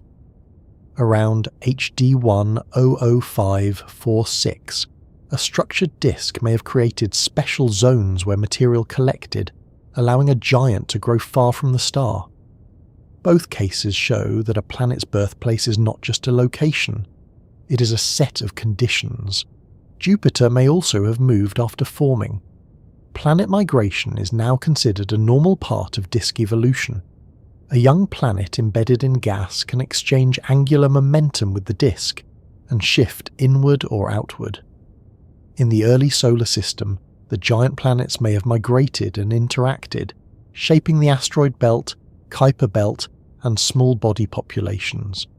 We do not have a video of this, only evidence and models. In a young system like HD 100546, planets may still be interacting with the disk in ways that could drive migration. A forming giant may carve a gap, but the gas around that gap can still push and pull. The planet's final orbit may not be the same as its first orbit. That possibility reminds us that Jupiter's current position may not tell the entire story of where and how it formed. The disk structures around HD 100546 make this more visible. Rings, gaps, spirals, and dust traps can show where material has been shaped by gravity, pressure, or planetary companions. In our own solar system, the original gas disk is gone, so we infer its structure from the outcome. Around HD 100546, the disk structure is present and observable. That gives astronomers a chance to test ideas about how giant planets create gaps and how disks respond. If a planet like HD 100546b is carving or disturbing its disk, then we may be seeing a process Jupiter also caused in the young solar nebula. Jupiter probably opened a gap or partial gap as it grew massive enough. It would have changed the flow of gas and solids through the disk. It may have acted as a barrier, a filter, and a sculptor. The solar system still carries some possible chemical and structural signatures of that early influence. This is one of the more interesting ways Jupiter's childhood may have affected Earth's neighbourhood. A growing Jupiter could have influenced which materials moved inward and which stayed outside. It may have helped separate reservoirs of material in the early solar system. It certainly shaped the later dynamics of asteroids and comets. A giant planet does not simply grow quietly and mind its own business. Even young, it changes the disk around it. HD 100546b, if massive enough, may be doing the same in its system. Its gravity may be part of the reason the disk has certain features. The planet is not just being fed by the disk. It may also be teaching the disk where to pile up and where to thin out. There is a gentle irony in this. We study HD 100546b partly because it may be unusually huge, maybe one of the largest planet-like objects we have observed. But one of its most important lessons may be about Jupiter, a world that is much more familiar and much closer. The distant extreme helps explain the nearby ordinary, though Jupiter is only ordinary in the sense that we are used to it. Place Jupiter beside Earth, and it is absurdly large. Place it beside HD 100546b's glowing formation environment, and Jupiter becomes a clue to a broader family of gas giants. The universe often teaches by comparison. One object alone is a fact. Two objects begin to form a pattern. We should be careful, though, not to make HD 100546b into a perfect time machine. It cannot show exactly what Jupiter looked like. The star is different. The disk is different. The planet candidate may be more massive. Its distance from the star is different. The observations are uncertain. Some of the light may be from the disk rather than the planet. But this imperfect comparison is still valuable. In science, analogies do not have to be identical to be useful. A wind tunnel is not the sky, but it helps us understand flight. A laboratory tank is not the ocean, but it can teach us about waves. HD100546b is not young Jupiter, but it may teach us how a giant planet behaves while it is still connected to its birth disk. The most important lesson may be that planet formation is a phase, not an instant. Jupiter did not suddenly appear fully formed one Tuesday afternoon in the early solar system, although if it had, the young sun would probably have had some questions. It grew through stages. Dust and ice gathered into larger bodies. A core or heavy element concentration formed. Gas began to bind. Accretion accelerated. A circumplanetary disk likely appeared. Moons formed or began forming. The planet opened a gap and affected the solar nebula. The gas disk dispersed. Jupiter cooled. The moons settled. The system evolved. HD100546b allows us to catch some of those kinds of stages before they are erased. There is a wonderful patience in that. The universe builds planets slowly but not randomly. The same laws repeat in many places with different starting conditions. Around the young sun, those laws made Jupiter. Around HD100546. They may be making something larger, brighter, and more difficult to classify. By studying the faraway object, astronomers can test whether their models of giant planet formation make sense. Do young gas giants look as bright as expected? Do they have circumplanetary disks? How large are those disks? How does accretion affect their light? Can they form far from the star? How do they shape the disk? Every one of those questions also reflects back on Jupiter. Jupiter's childhood is not just a story about Jupiter. It is a story about how giant planets influence whole systems. Without Jupiter, the solar system would be different. The asteroid belt would be different. The delivery and scattering of small bodies would be different. The outer planets might have evolved differently. Even Earth's history may have been indirectly shaped by Jupiter's gravity. So understanding how Jupiter formed is part of understanding why our solar system looks the way it does. HD100546b contributes to that larger question by showing a possible giant planet still interacting with its disk before the system has settled. There is also a softer thought here. When we look at Jupiter through a telescope from Earth, we see a finished world with bands and moons. It feels stable and familiar. But hidden behind that familiar face is a violent and uncertain beginning. Jupiter was once warm, growing, and surrounded by material. Its moons were once grains and ice in a disk. Its orbit may have shifted. Its gravity may have reshaped the young solar system long before Earth was fully settled. HD100546b helps restore that sense of youth to giant planets. It reminds us that even the most established worlds began as unfinished objects inside dusty disks.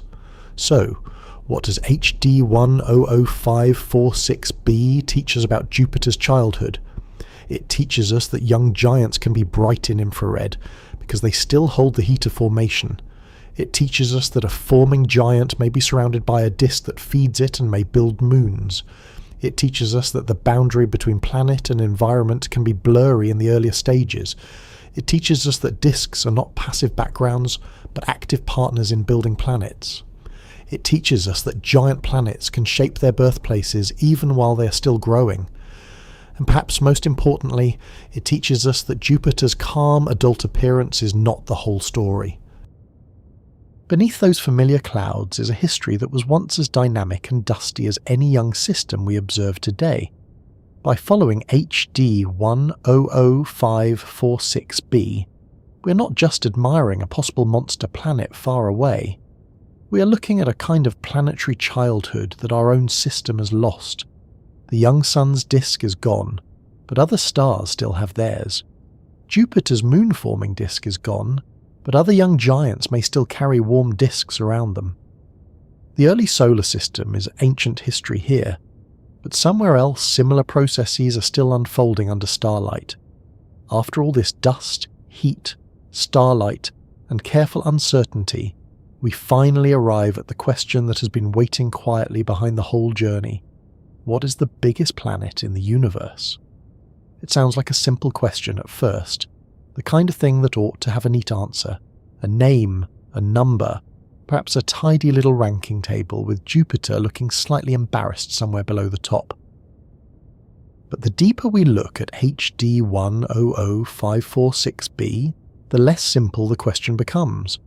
Not because the object is uninteresting, and not because astronomers are being difficult for the sake of it, though science does occasionally enjoy making a simple question put on formal shoes and walk through several committees.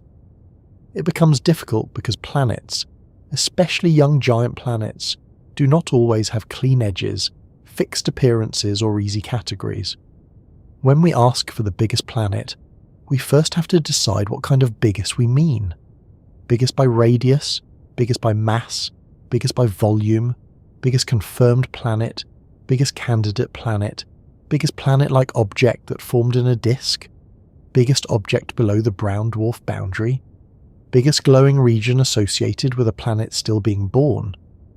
Each version points to a slightly different answer. A planet can be very massive without being much wider than Jupiter, because gravity compresses it.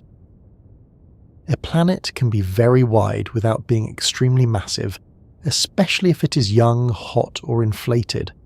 A forming planet can appear enormous because the light we detect comes not only from the planet itself, but also from warm material surrounding it. So the word biggest, which feels straightforward in everyday life, becomes slippery in the astronomy of young giants. HD 100546b sits right in the middle of that slipperiness.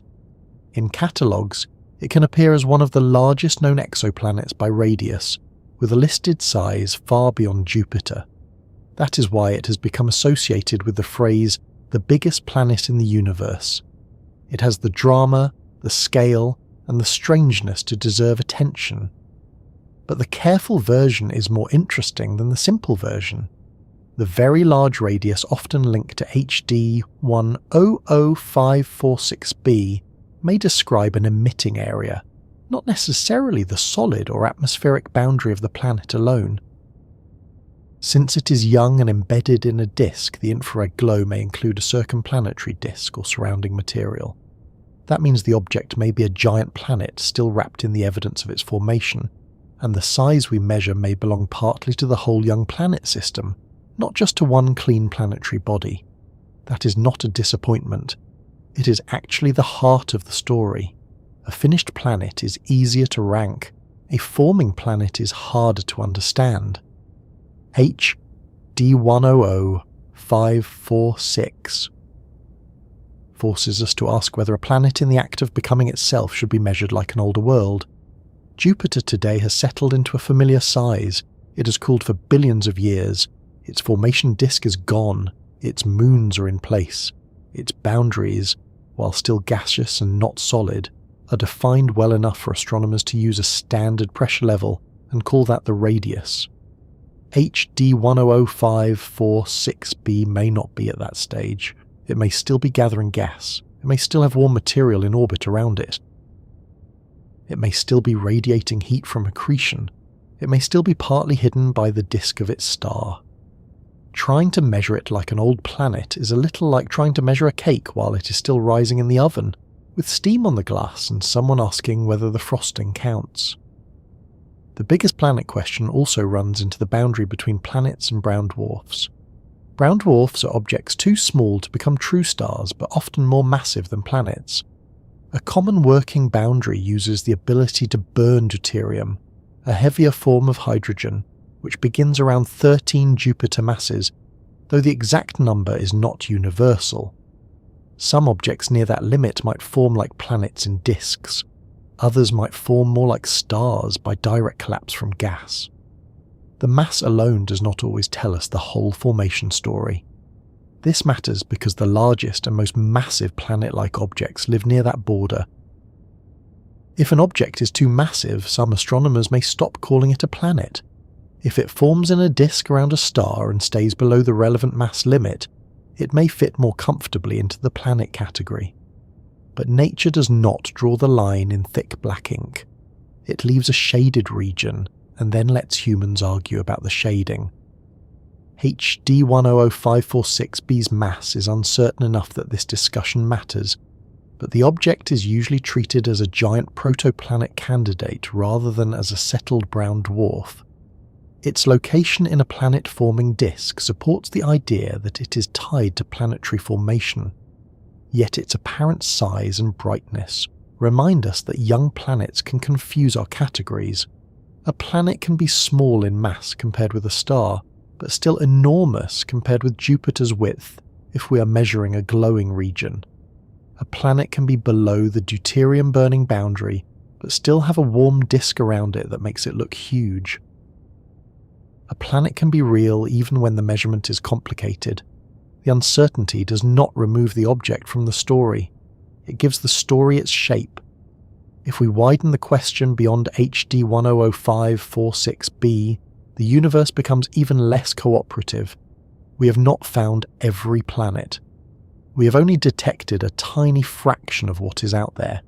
Most exoplanets are found indirectly, through transits or stellar wobbles, and those methods are better at finding some kinds of planets than others. Large planets close to their stars are easier to detect in many surveys. Young planets far from their stars can sometimes be directly imaged, but only in favourable systems. Small planets far away from their stars are very hard to find. Cold old giants at wide separations may be nearly invisible with current methods.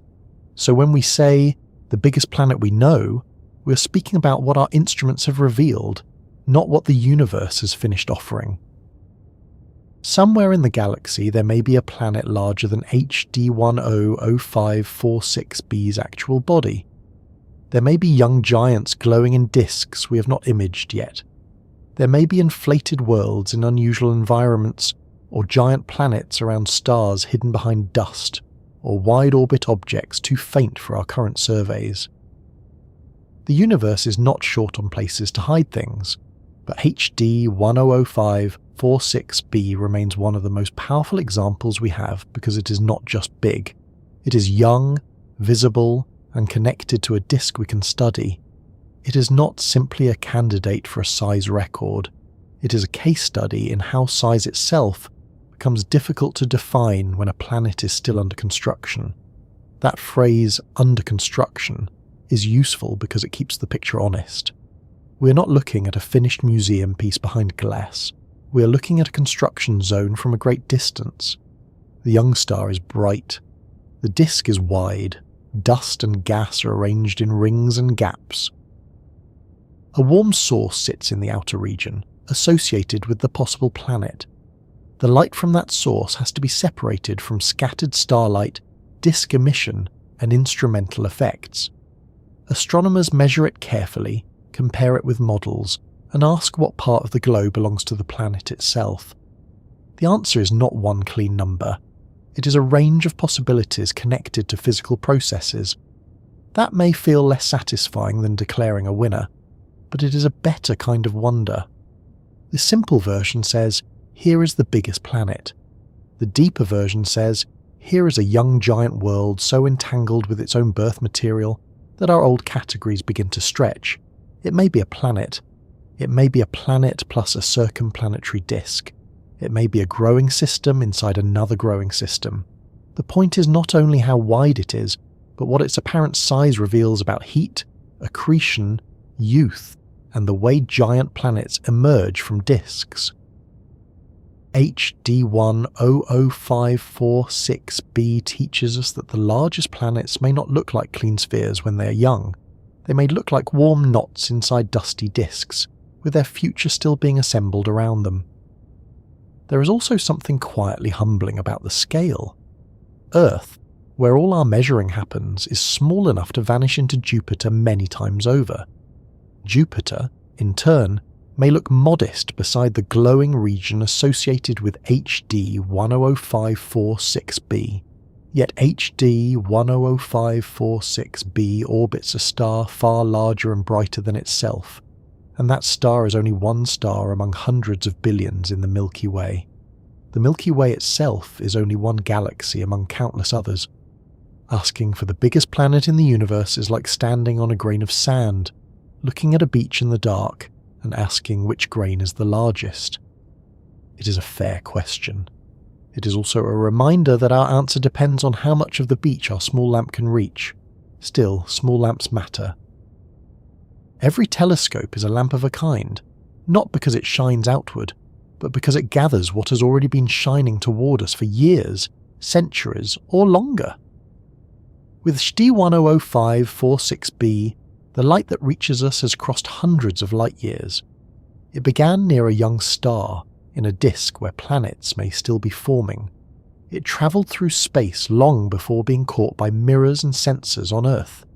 Inside that faint light, astronomers found clues to a possible giant planet still growing. That is a remarkable thing. We cannot touch the object. We cannot fly there. We cannot hover beside it and see the disk swirl around it. We can only receive the light and ask careful questions. Yet those careful questions have carried us all the way to the edge of what the word planet can mean. The biggest planet question also changes how we see Jupiter. At the beginning of the journey, Jupiter may have seemed like the obvious standard for giant planets. It is the largest world in our solar system, the old ruler on the desk, but after HD 100546b, Jupiter feels more like one example in a much larger range. There are hot Jupiters bloated by their stars. There are young, directly imaged giants still glowing from formation. There are super Jupiters near the brown dwarf boundary. There are cold giants far from their stars. There are objects that may have disks of their own. Jupiter is still magnificent, but it is no longer the limit of imagination. It is a familiar member of a family whose youngest and strangest relatives are only beginning to be found. This is one of the gifts of exoplanet science. It takes the solar system, which once seemed like the full set of possibilities, and turns it into one example. A very important example because it is ours and we can study it closely, but still only one. The first exoplanets shocked astronomers because they did not match expectations. Giant planets close to their stars, planets around pulsars, worlds larger than Jupiter in tight orbits, systems packed with super-Earths, planets circling two stars. Again and again, the universe has shown that it can build planets in arrangements we did not predict. HD 100546b belongs to that tradition. It says that giant planet formation can be observed while it is still messy, and that the largest planet candidates may come wrapped in uncertainty as well as gas. As we begin drifting back from HD 100546, the system remains unfinished in the mind. That is fitting, because it is unfinished in reality. The disk has not fully cleared, the planet candidate has not fully settled, the measurements have not stopped improving. Future observations may refine the object's size, mass, orbit, and surroundings. Some interpretations may change. The planet may become better confirmed. Its circumplanetary material may become clearer, or parts of the signal may be reassigned to disk structure. Science allows for that. It has to. A young system does not owe us a simple answer, and good astronomy does not demand one too early. What we can say is that HD 100546b gives us a rare look at planet formation where the process is still visible. It reminds us that giant planets are not born as finished marbles. They grow from dust, pebbles, cores, gas and disk flows. They heat their surroundings. They may build smaller disks of their own. They may later form moons. They carve and stir the material around them. They change as they cool. By the time they become mature planets, much of the evidence has disappeared. Around HD 100546, some of that evidence remains in view, glowing faintly enough to challenge our instruments, but brightly enough to change our understanding. And now, after spending so long in that dusty young system, we can let the view widen again. The star becomes a point. The disk becomes a faint idea around it. The possible giant, once so large in our attention, becomes a tiny unresolved source in the vastness. The light from it continues outward in every direction, while here on Earth we receive only a narrow thread of the story. That thread has been enough to ask how planets form, how large they can appear, how disks feed them, and where the boundary between planet and something else begins to blur. Not a bad result for a faint infrared glow with an inconvenient name. So, if someone asks whether HD 100546b is truly the biggest planet in the universe, the most honest answer is gentle rather than absolute. It may be one of the largest planet candidates we have studied, especially by apparent radius. It may not be a simple finished planet with a clean edge. Its enormous size may include the glow of material around it. The universe may contain larger worlds we have not yet found, and the very word planet becomes harder to use near the extremes. But as a doorway into the question, HD 100546b is extraordinary. It is big enough to stretch our categories and young enough to show us why those categories need stretching. Maybe that is the better answer. The biggest planet question is not only about finding the champion, it is about learning how planets can be born so differently from the tidy pictures we carry in our heads. It is about understanding that a world can be a process before it becomes an object. It is about seeing Jupiter's childhood in a distant cousin, seeing moon formation in a possible disk, seeing dust become gravity's architecture, and seeing how much can be hidden in a tiny point of light. HD 100546b is not just big, it is instructive. It teaches by refusing to be simple. And here, back on Earth, that feels like a peaceful place to end our long look outward. Somewhere in the southern sky, far beyond the reach of our spacecraft, a young star still shines through its disk. Around it, material continues to move. A possible giant planet continues its slow orbit, taking centuries to complete a single year. Dust catches starlight, gas follows gravity, heat leaks into space. The system goes on becoming itself whether or not anyone is watching. But for a little while, we have watched, in the only way we can, by following the light, the evidence, and the patient work of people trying to understand a planet that may still be forming. So as your thoughts settle, you can imagine that distant system growing smaller and softer in the mind. The bright young star fades to a speck. The disk becomes a thin ring of possibility. The giant inside it is no longer a record to be claimed, but a world in progress, hidden inside the glow of its own beginning. And perhaps that is the calmest thought of all. Even the largest things in the universe have early stages. Even the giants begin unfinished.